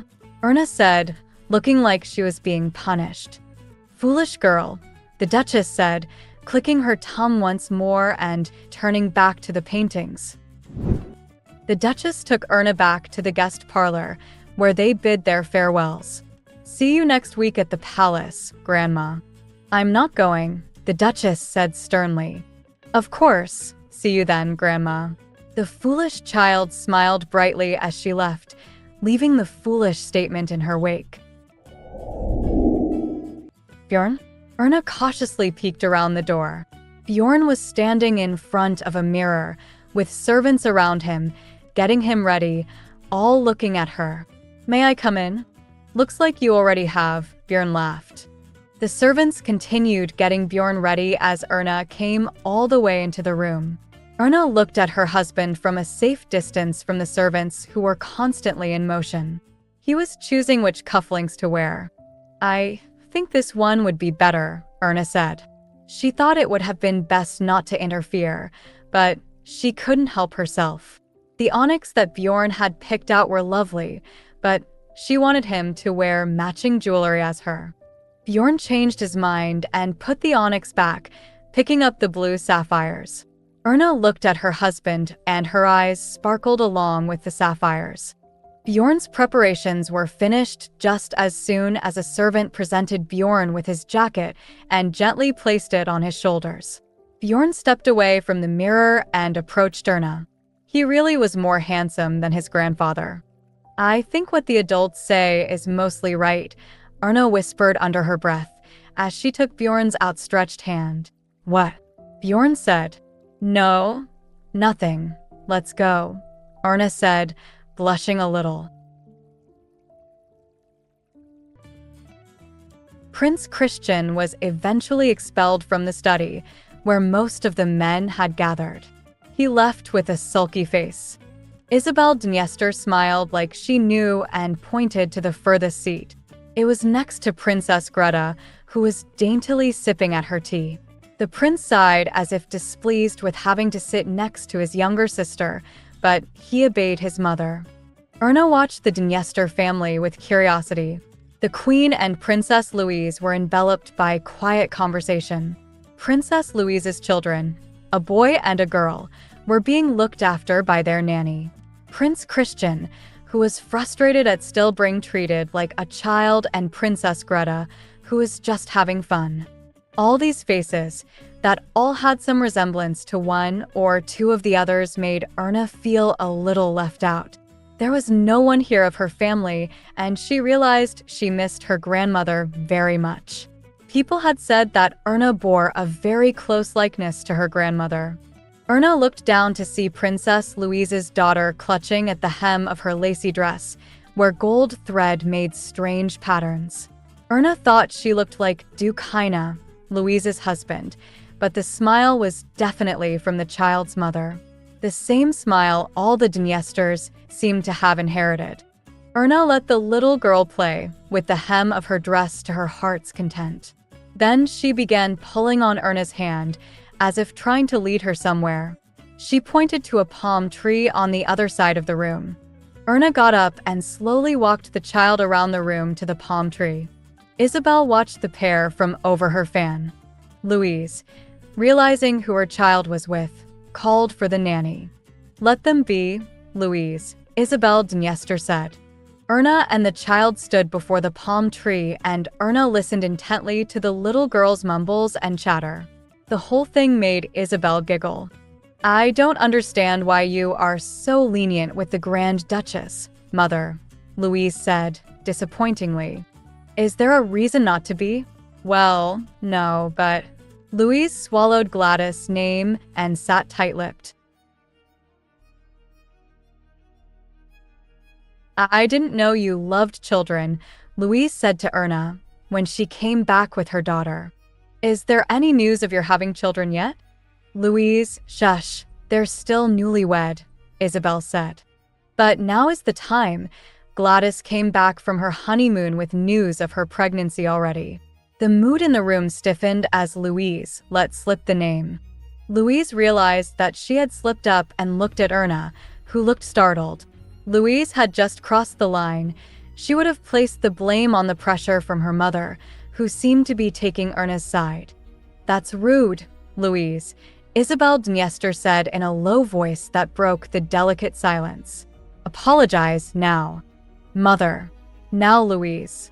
Despite her daughter's stubbornness and stern look, there was not a child alive that could stand up against their mother. "I'm sorry," Louise said reluctantly. "I spoke without thinking. Please forgive me, Grand Duchess." Louise's face wrinkled in humiliation. "Oh, no, I'm fine. It's really all right," Erna flustered, not sure what she should do. "Thank you for understanding," Louise said. It was only when Erna met her pleading eyes that she finally showed a smile. "I'm so sorry for my daughter's rudeness," Isabel added with soft words. "I think our father has changed his mind for sure, too," Leonid said.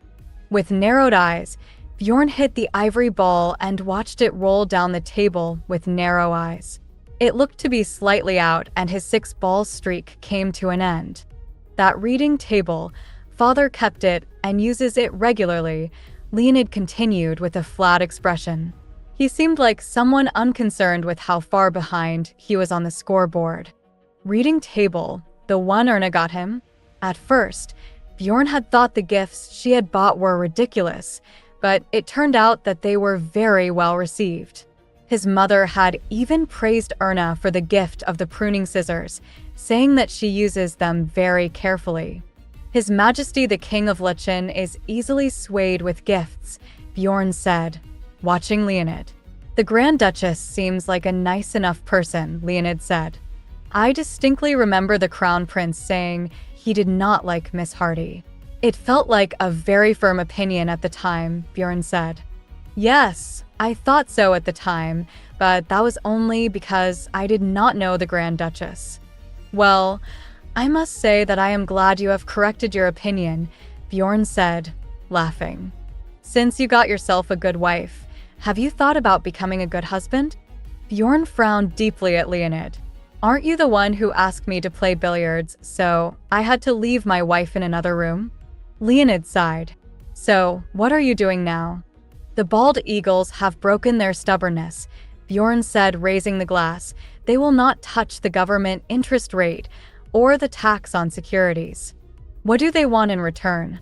"Well, it would be most urgent for them to resolve the fiscal deficit with Lichen's funds. Apparently, they want to sell the Northern Railway, unless you have another card to play. What we're going to give and what we will receive in return, that's between you and Maxim." Leonid no longer asked. He knew well enough Bjorn didn't like to get involved in things that weren't his business. Given Bjorn's attitude and the information he brought from last visit, he probably already had a plan of action. "I'm suddenly curious," Leonid explained, deep in thought. "If you added that bank job to the trip schedule, what the hell did you do on your honeymoon?" "I took care of business, if you would care not to pry, Your Highness."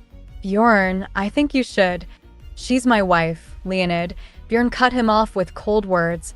"I know her better than anyone, and I'm actually a pretty good husband when you get to know her and her needs." Leonid stared at Bjorn for a long moment, then laughed at Bjorn's words. As expected, they are similar, Bjorn thought, and it deepened his mood. The king procession made its way through the crowds to the main hall of the fair. The people lined the streets and filled the squares.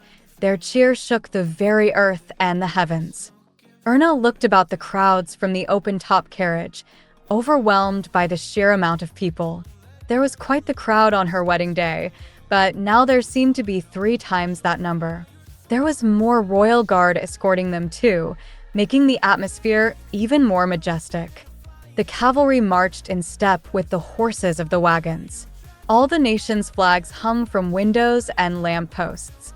Erna took in all the sights until her gaze rested upon Bjorn, who looked as unconcerned as always. Erna struggled to catch herself and correct her posture.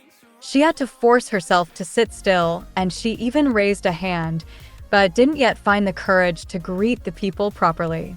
1 year at most. The prince's mistake. A poor substitute for Princess Gladys. She thought she could hear the crowd call out at times. They were the words that came to her, even though she didn't want to hear it, and she definitely didn't want to keep them in her heart. Erna finally lowered her hand, unable to greet the crowd that seemed to dislike her so. None of the cheer in the crowd was directed at her.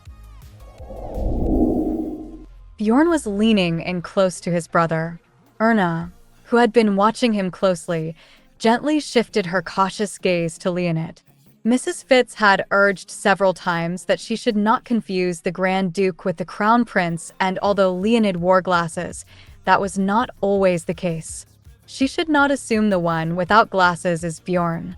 Looking at them from this close, Erna could understand Mrs. Fitz's concern.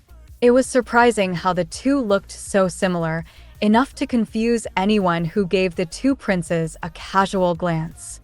Leonid gave her a warm smile. At the same time, Bjorn also smiled at her. His was the usual, cocksure, arrogant smile she had seen 1,000 times. Their smiles looked the same, but felt totally different.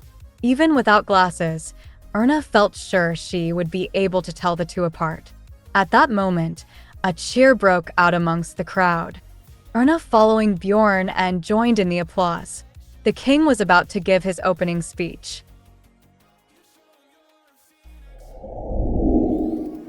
Philip III was famous for his natural oratory skill. He opened the Schubert exposition with a speech that drew out the enthusiasm of the crowd.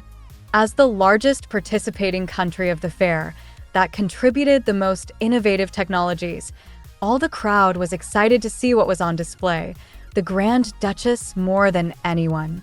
Bjorn looked down at his wife with a smile. Her eyes were so big and bright with curiosity, even as she tried to preserve at least some dignity. When it was time to take the commemorative photo, Bjorn quietly escorted his wife over, who had been busy looking over the exhibition halls. It was a composition of 5 siblings lined up with the king and queen sat front and center. Erna stood alongside Bjorn, behind the queen. Erna looked at the assembled people. They all had platinum blonde hair. The Duke Heine, Princess Louise's husband, was also blonde, though it was a little darker. So had been Princess Gladys. The whispered words of the servants of the palace always said that the royals preferred people with blonde hair to maintain the same hair color for generations and maintain the symbol of the Dniester family. Even her hair didn't fit in here. Erna tried to ease her beating heart, but even as she tried, she noticed other little things, like how everyone of the royal family were far taller than her, even the women. She felt like a weed surrounded by trees, a misplaced marble. She suddenly felt sad because she didn't fit in anywhere. Princess Gladys did. She melded into the royal family with ease. She had confidence and was beloved by the people. "Get ready," the photographer said. Erna opened her eyes, which she had been squeezing shut against the barrage of doubt, and sat up straight. After much consideration, She lifted her heels so that she raised up on tiptoes. As she rose up, Bjorn noticed and placed a hand on her shoulder, pressing her down. Erna tried her best to push against his pressure, but it wasn't easy to match his strength. It would be nice if he just pretended he didn't notice. He was such a cruel man at times. Erna eventually gave up and stood properly. 1. The photographer went under the black cloth. 2.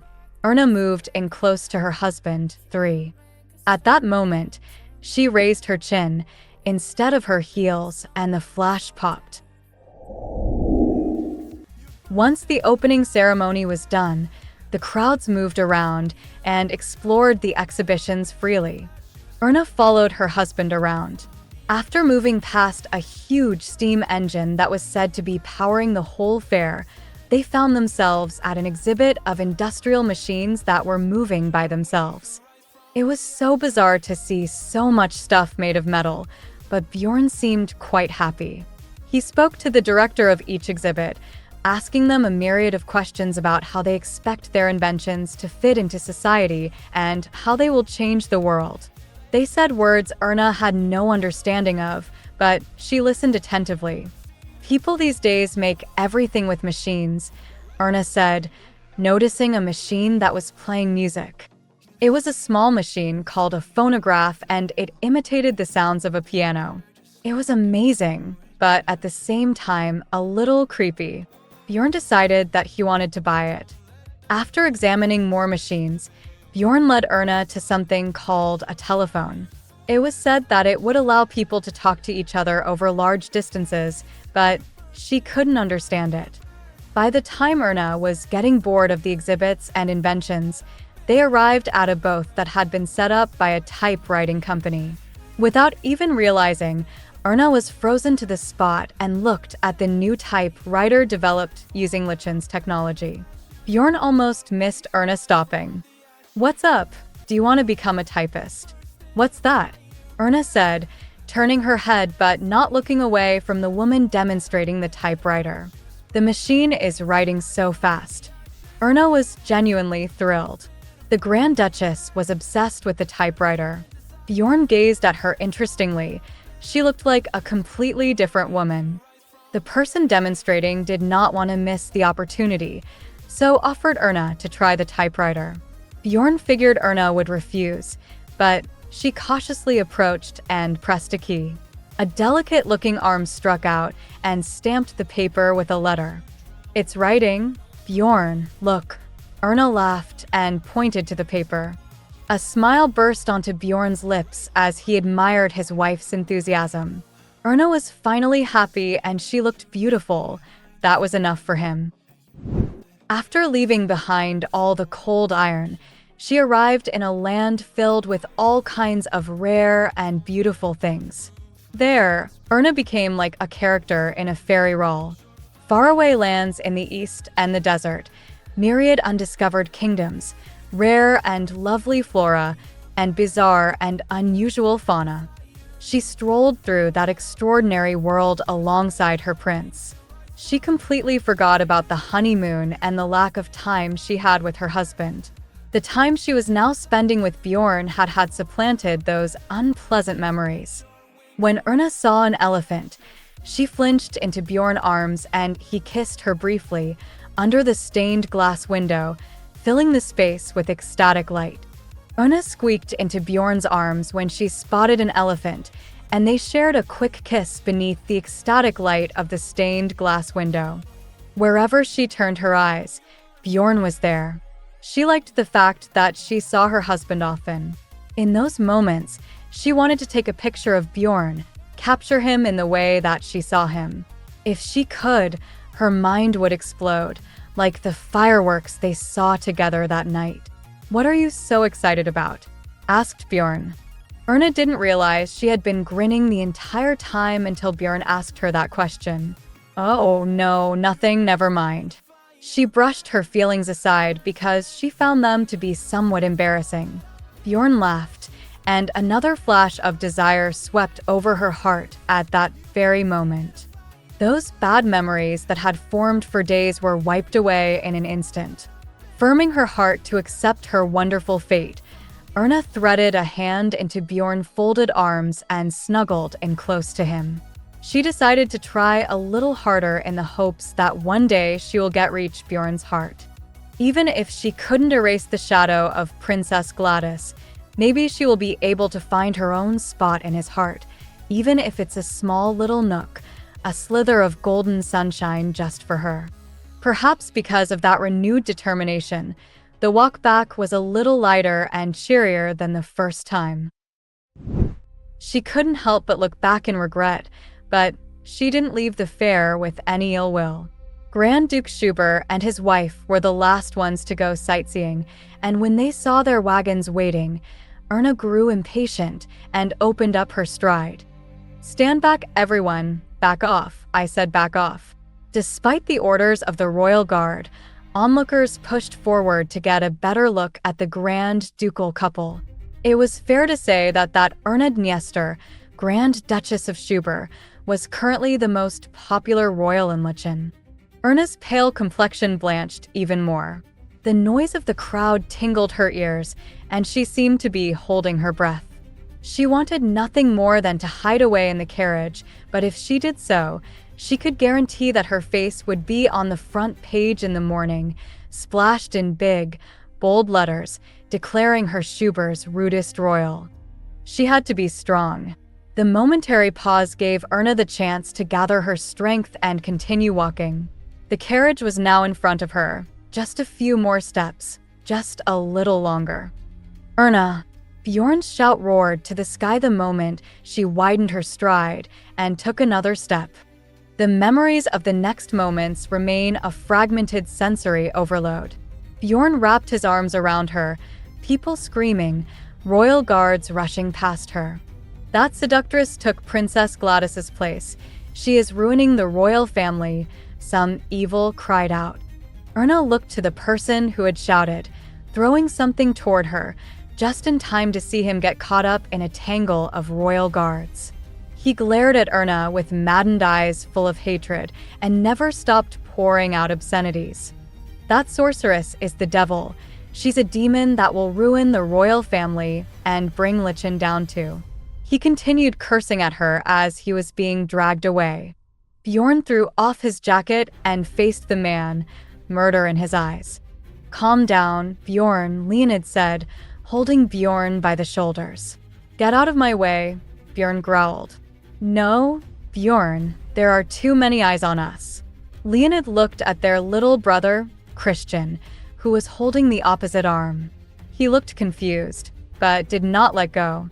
"Your Highness, Grand Duchess." Bjorn stopped struggling against his brothers, turning to face the attendant that had screamed at him, and then saw that Erna was slouched to the ground.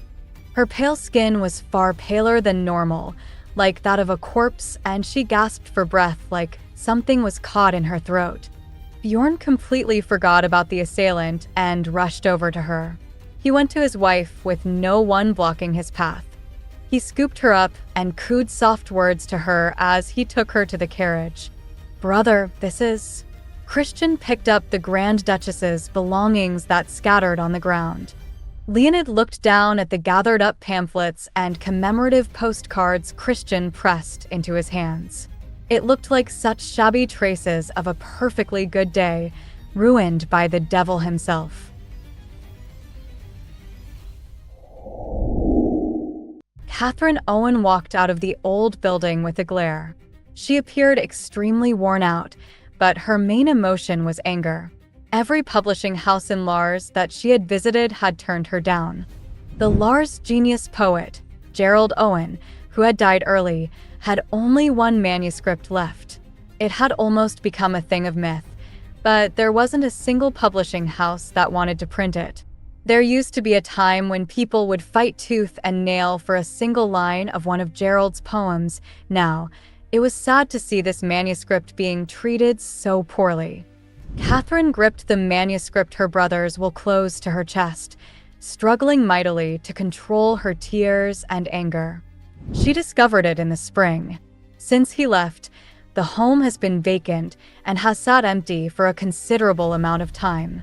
Their mother couldn't get over the fact that her son had died until the Academy of Arts decided to keep the house and turn it into a memorial hall in his name. Preserve it as his birthplace. Catherine then discovered the stack of manuscripts hidden beneath the floorboards. The name that made me live and also killed me. To Gladys, my love and my abyss. Once Catherine had opened up the bundle, sealed with wax, she saw the tributary front page written with force. All the letters and poems contained within were all dedicated to one person, Gladys Hartford, the lover Owen called his love and abyss. That day, Catherine learned the cruel truth, told in a beautiful language. This was some of Owen's best work, and she was determined to get it published as her brother's most posthumous work. The whole world needed to know the truth, and Lars was not the only place in the world that had publishers. She would travel across the sea if need be. Catherine wore her hat deeply and began walking down the street. It was paved with the golden rays of sunlight, embracing the will of a man who had died for love.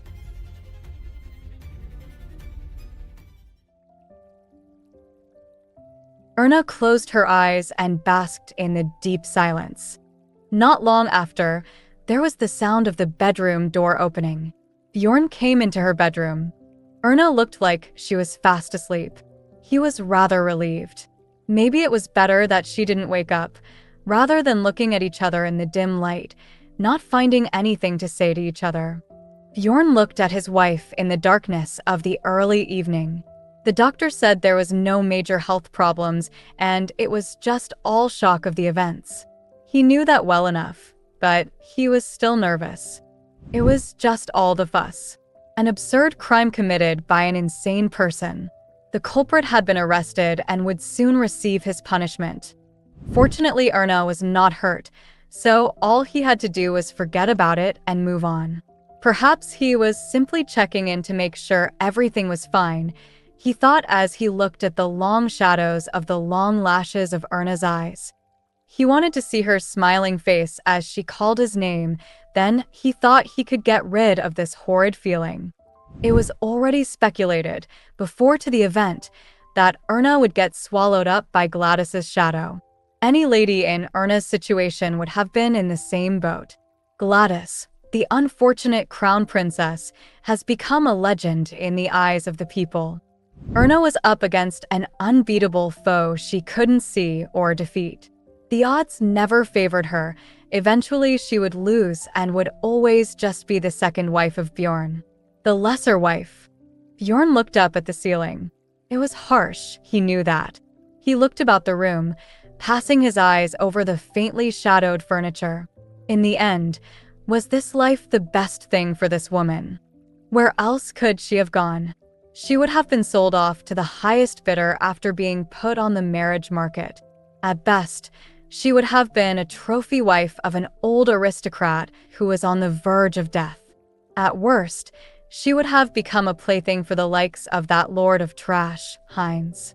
Even though she was put on the altar of sacrifice, in the temple of the unfortunate crown princess, Erna could not have hoped for a better like than this. After that clear conclusion, Bjorn looked down at his wife one more. Erna's decision to flee her father and run away with that red-haired painter was not a variable worth considering. Bjorn got up and stood at the head of the bed. He saved this woman from a terrible fate and gave her the best life possible. As that realization dawned on him, he let out a slow sigh.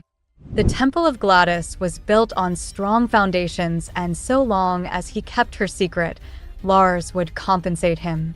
It was impossible to bring that temple down.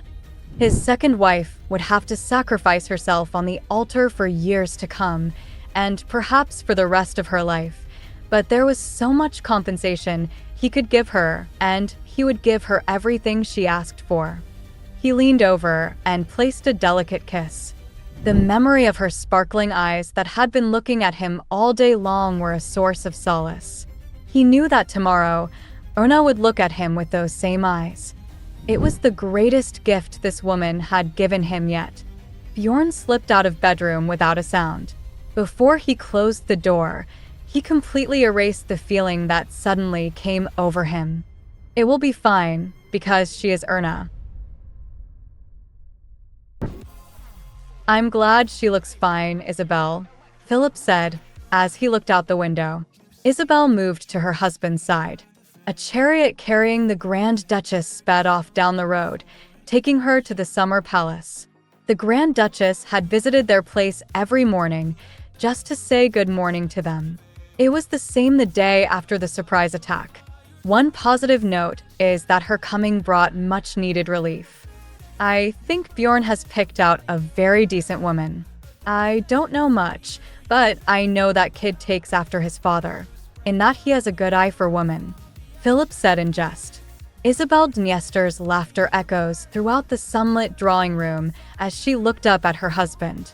Where has the disapproving king, displeased with the daughter of the Hardy family go? She said. Probably went off on vacation again. There are times when you resemble Bjorn very much. You say some pretty awful things, the king smiled. I hope they are getting along. What do you think? Is Bjorn doing well? How am I supposed to know?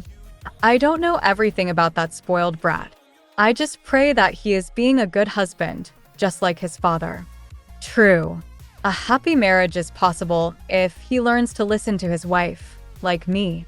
Philip remained deadpan, even after his self-praise. Isabel laughed, though she freaked a faraway time where she struggled to tame the wolf. By the way, Isabel, what the hell is that? Philip's eyes narrowed as he peered out the window. Erna had gotten out of the carriage with a bouquet of flowers as big as she was. An even larger bouquet was still in the carriage. Philip and Isabel exchanged puzzled looks before breaking into laughing.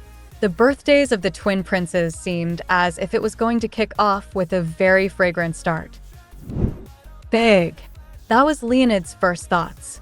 In terms of size, this bouquet was big, very big. From the bottom of my heart, I hope you have the most wonderful of birthdays, Your Highness, Erna said. Her eyes were just as radiant as the bouquet she offered. Leonid nodded absently and accepted the huge gift. Christian, who had been watching in amazement, drifted into the silence, with only a partially suppressed laugh. You don't like it? Erna said. No, of course not. I was just not expecting such a big present like this, Leonid said, trying to show a reassuring smile. Erna left after saying a few more congratulatory words and about the bouquet for the Grand Duke.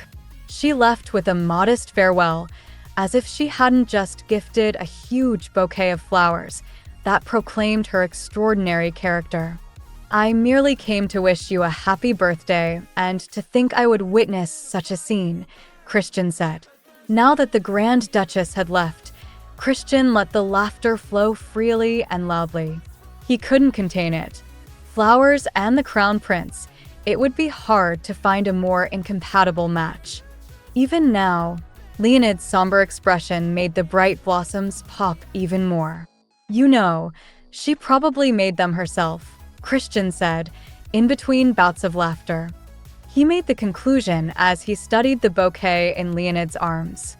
Even to his eyes, the flowers looked so expertly made. You're so lucky, brother. Don't belittle another person's sincerity like that, Leonid scolded his brother. What? No, I didn't mean it like that. Christian's expression quickly changed and the laughter immediately stopped. It's just that the Grand Duchess is pretty cute. The Grand Duchess is Bjorn's wife, Chris. She's your superior. I know, but superior can be cute too, right? Leonid let out a sigh, but in the end, he shared in the final chuckle. In any case, it was fortunate that she wasn't hurt at all. It seemed like Christian's claim was not entirely wrong. By the way, Brother Bjorn will also receive a bouquet, right? Christian said. No doubt he will. Oh my God, Christian said.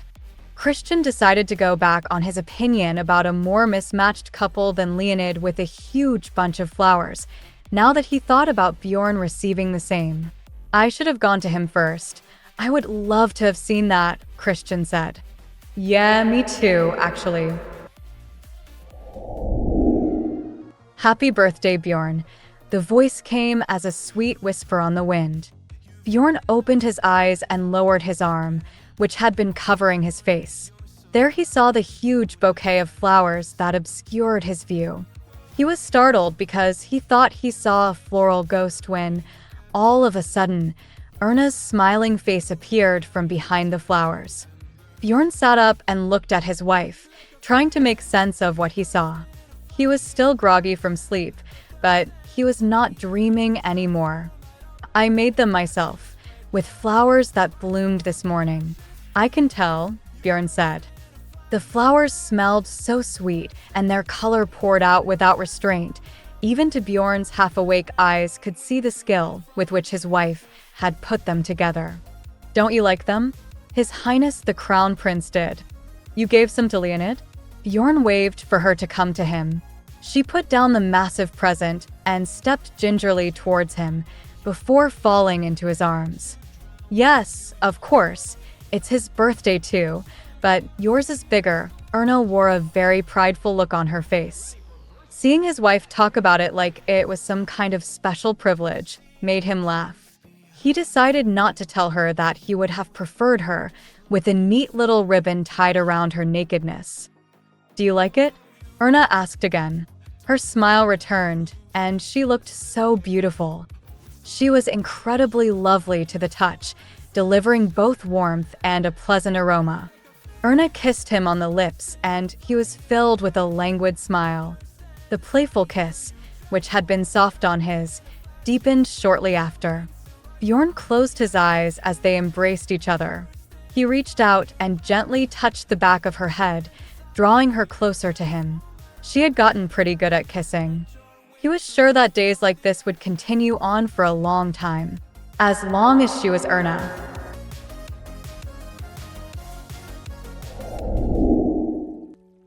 With the help of Mrs. Fitz, Erna was able to perfectly prepare the dining room with tableware and flowers.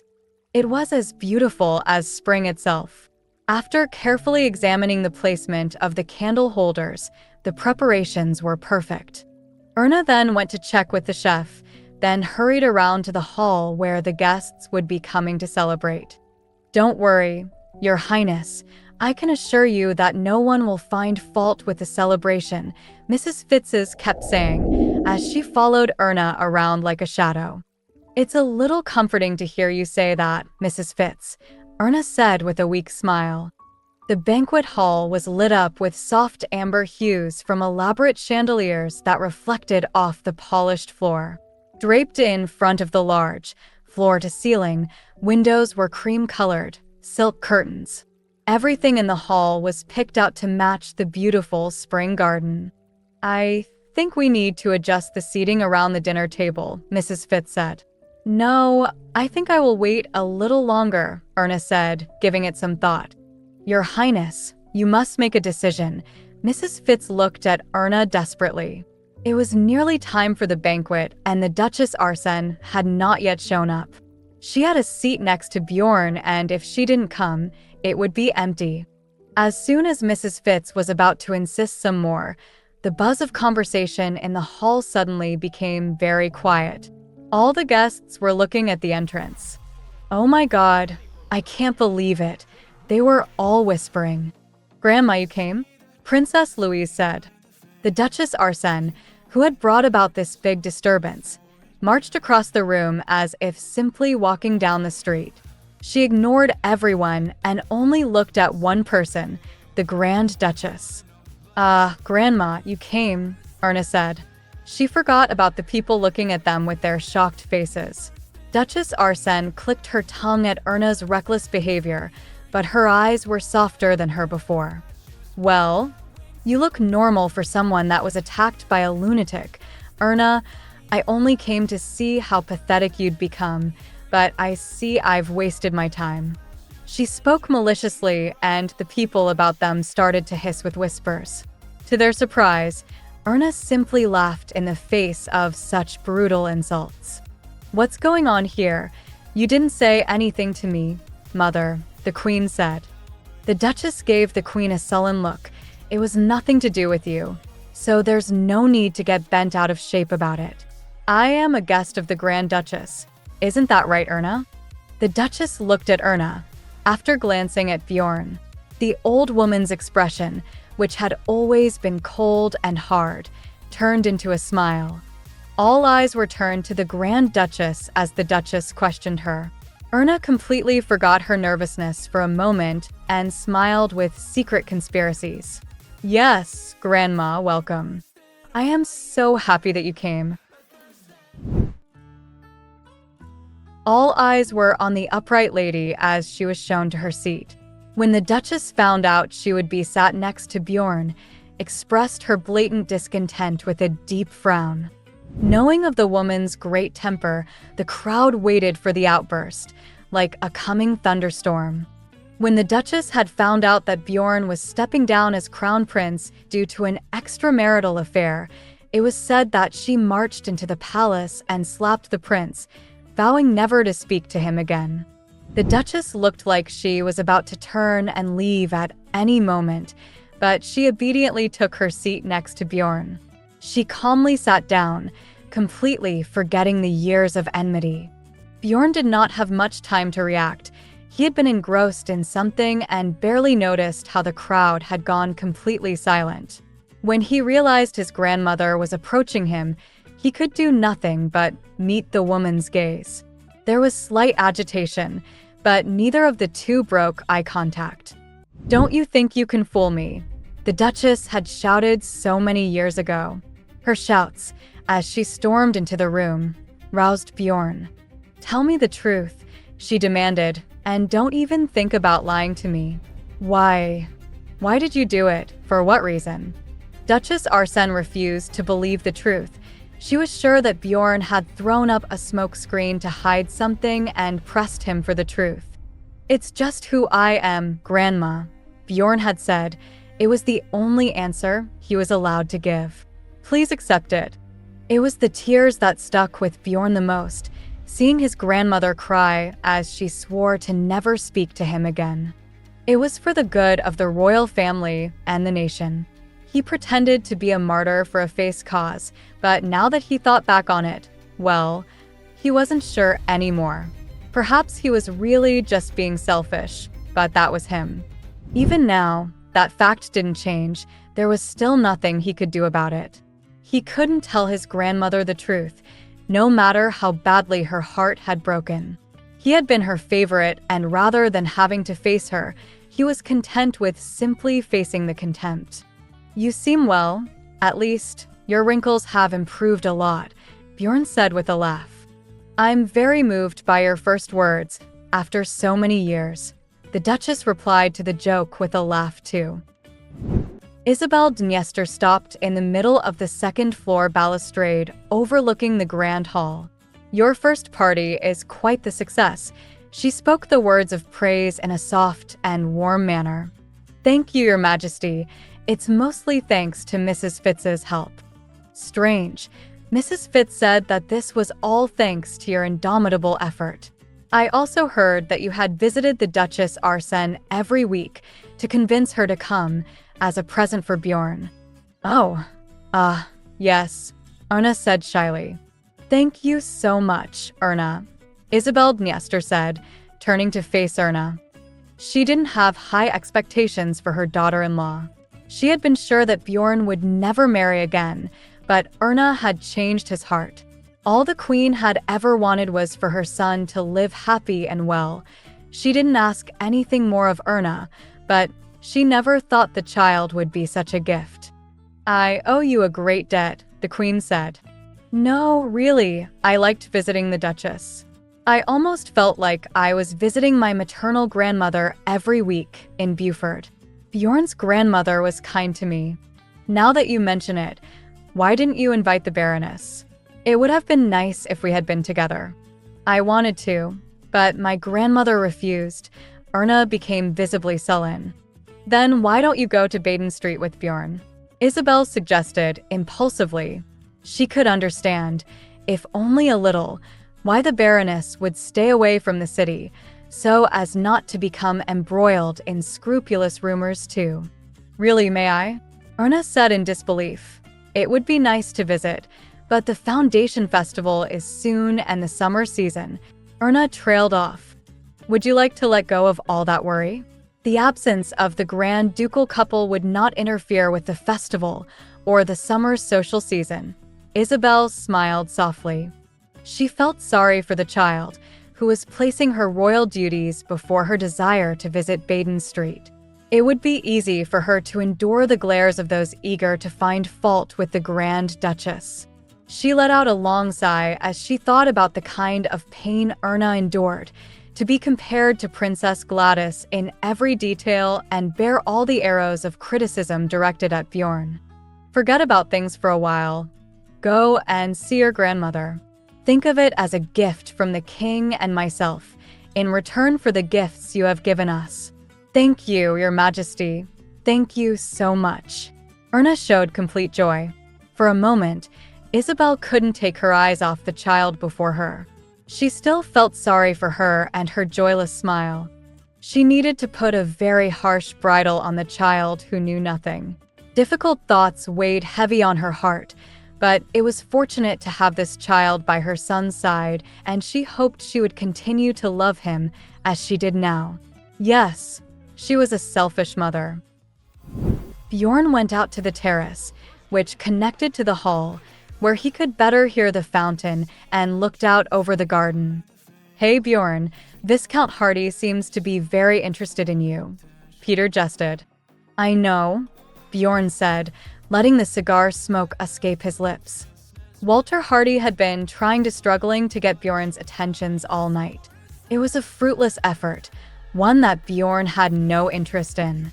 He just smiled, welcomed, and sat with him at the same table. Bjorn was already getting tired of his inexhaustible shadow. He was only here because Erna invited him. She had not bared the thought of walking the aisle with her father, and yet she had invited the whole Hardy family to save face with the royal family. So he put up with them, to honor his wife's intent. Honestly, I didn't think our prince would do so well. With a woman he had won on the gambling table, Leonard said, You should thank me, because that whole bet happened because of me. I'm the #1 contributor to his marriage. Ain't that right? Shut up, Leonard, Bjorn said with a smirk. The rest burst into laughter. Erna.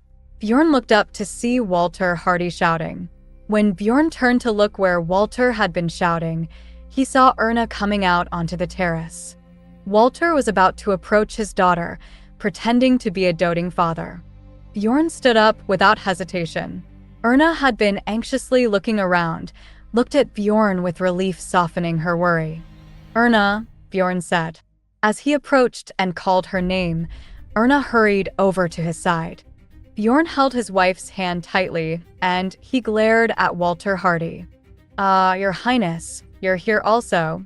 Walter's face went servile.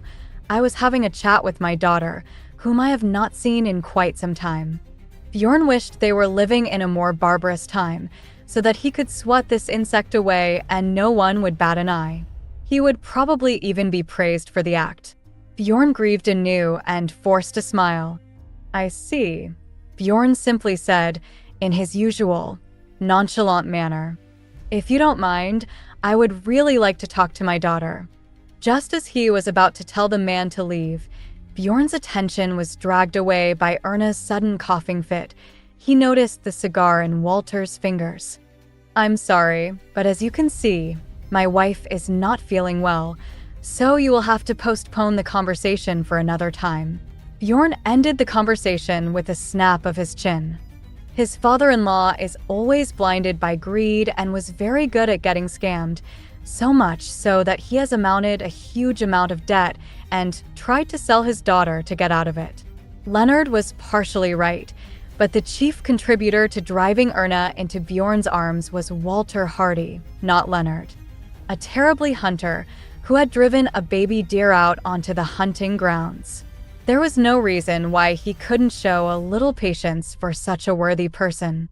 Bjorn left the terrace with Erna linked into his arms, leaving Walter Hardy to stare dumbfounded at their backs.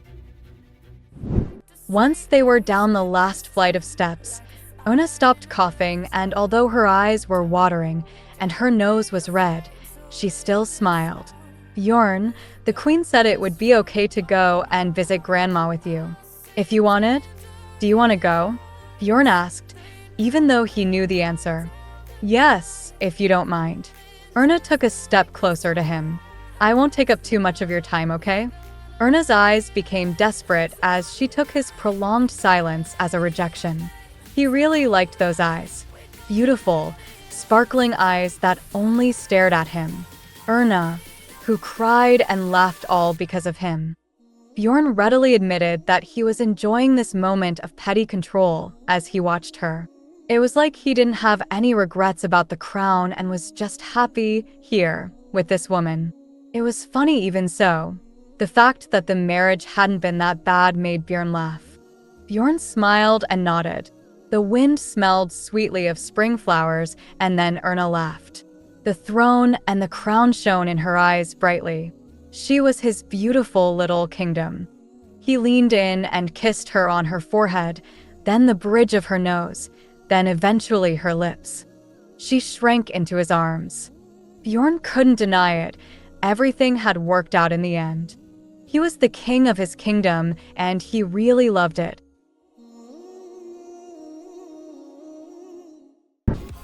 The country road seemed to continue on far past the horizon, like it had no end. They hadn't even passed a single farm building for a long time. All Bjorn could see out of the window was a sea of green waves, frozen as hills. Erna was immersed in the passing countryside. She seemed so engrossed by all the trees and bushes and green fields. Bjorn, we're almost there, she said excitedly. Erna had repeated those words several times in under an hour, but this time, her expression was one of excitement and Bjorn found that cute, so he accepted her lie one more time. It wasn't like they had to go to the end of the world. We're almost there, Erna said again, as the sun began to set over the hills. This time for real. Perhaps she felt the distrust in his eyes, so Erna added that last bit to try and perk him up. She pointed out the window, and beyond a field of bright yellow flowers, he could see the beginnings of a stone building. It was a mansion built within the literal heart of nature. Bjorn looked at the house with tired eyes. He considered the town, where Buford Station was so remote and rural.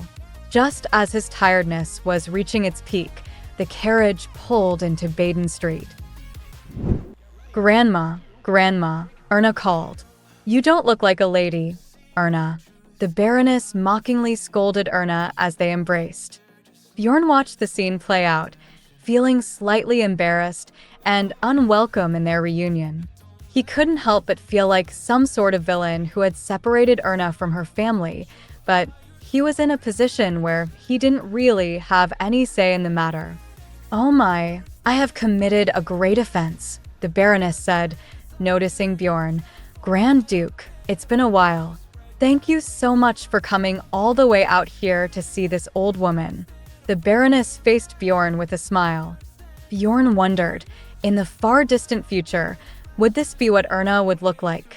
Bjorn smiled as he bowed in front of the gray woman that would be his wife. The same friendly eyes, tone, and even her brooch of artificial flowers. Thank you for your welcome, Baroness.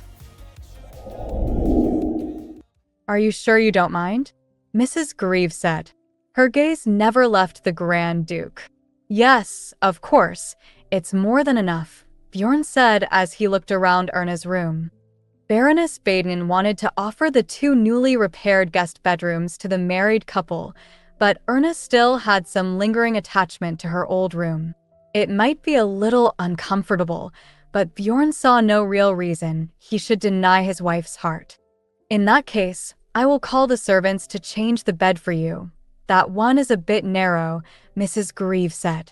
No, it's okay, Bjorn said with a smile. If it's too narrow, I will just put my wife on top of me. Erna and Mrs. Grieve let out a sigh at the same time, shocked by Bjorn's nonchalantness. Mrs. Grieve, at a loss as to what to do, simply nodded and left the room, closing the door behind her. Bjorn, How could you make such a joke? What joke? I was being serious. Bjorn approached the window. A cool breeze blew in when he opened the rustic window. He could not see out into the scenery because of the deep night. It was so dark in the country, and Bjorn could hear the whisper of leaves being caught in the wind. There's an apple orchard over there. We can go there for a picnic tomorrow. The hills beyond it must be in full bloom by now.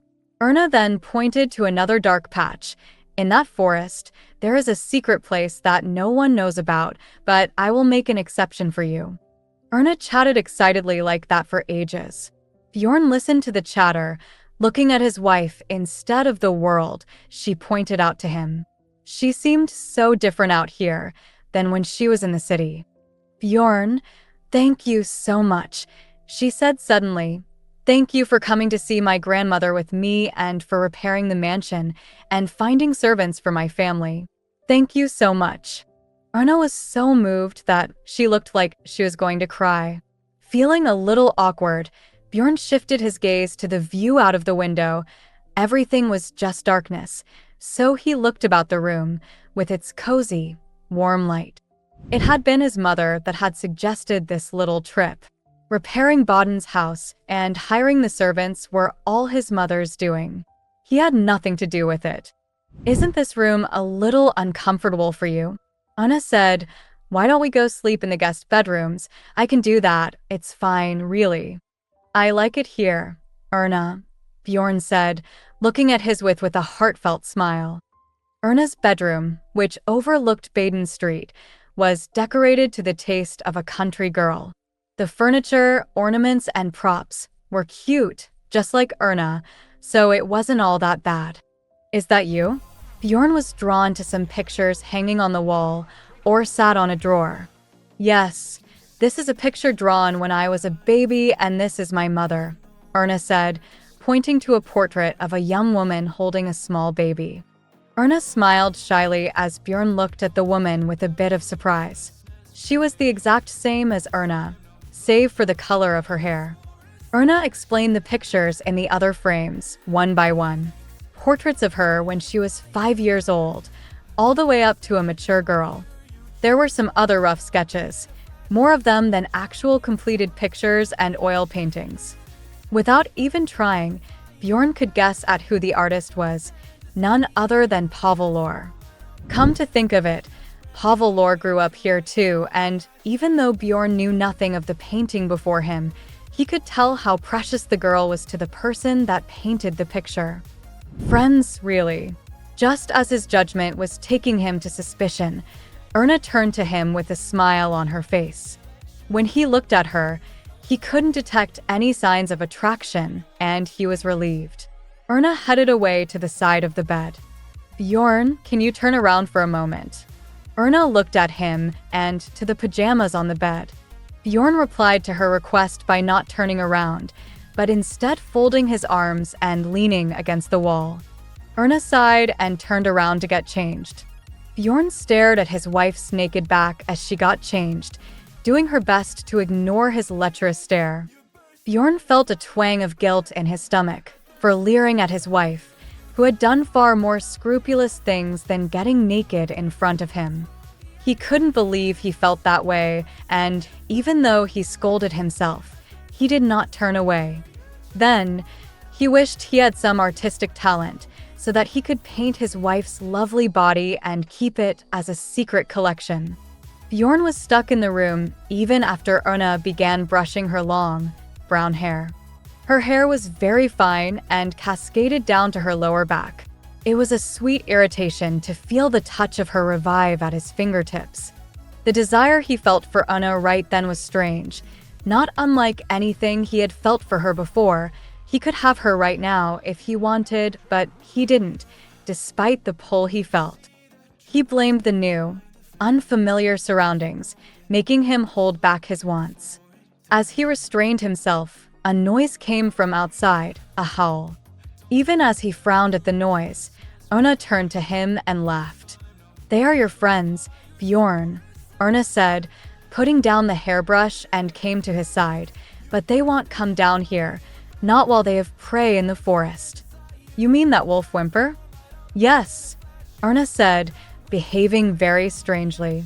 She talked about them like someone would talk about a pet dog, and Bjorn started to understand Erna's sudden behavioral shift. But don't worry, if they come close, we can scare them off easily. A shot from the gun in the study will scare them off. You know how to shoot?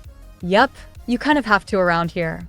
Erna spoke of violence that greatly contrasted her neat, prim, and proper appearance, like a fairy talking of death dealing.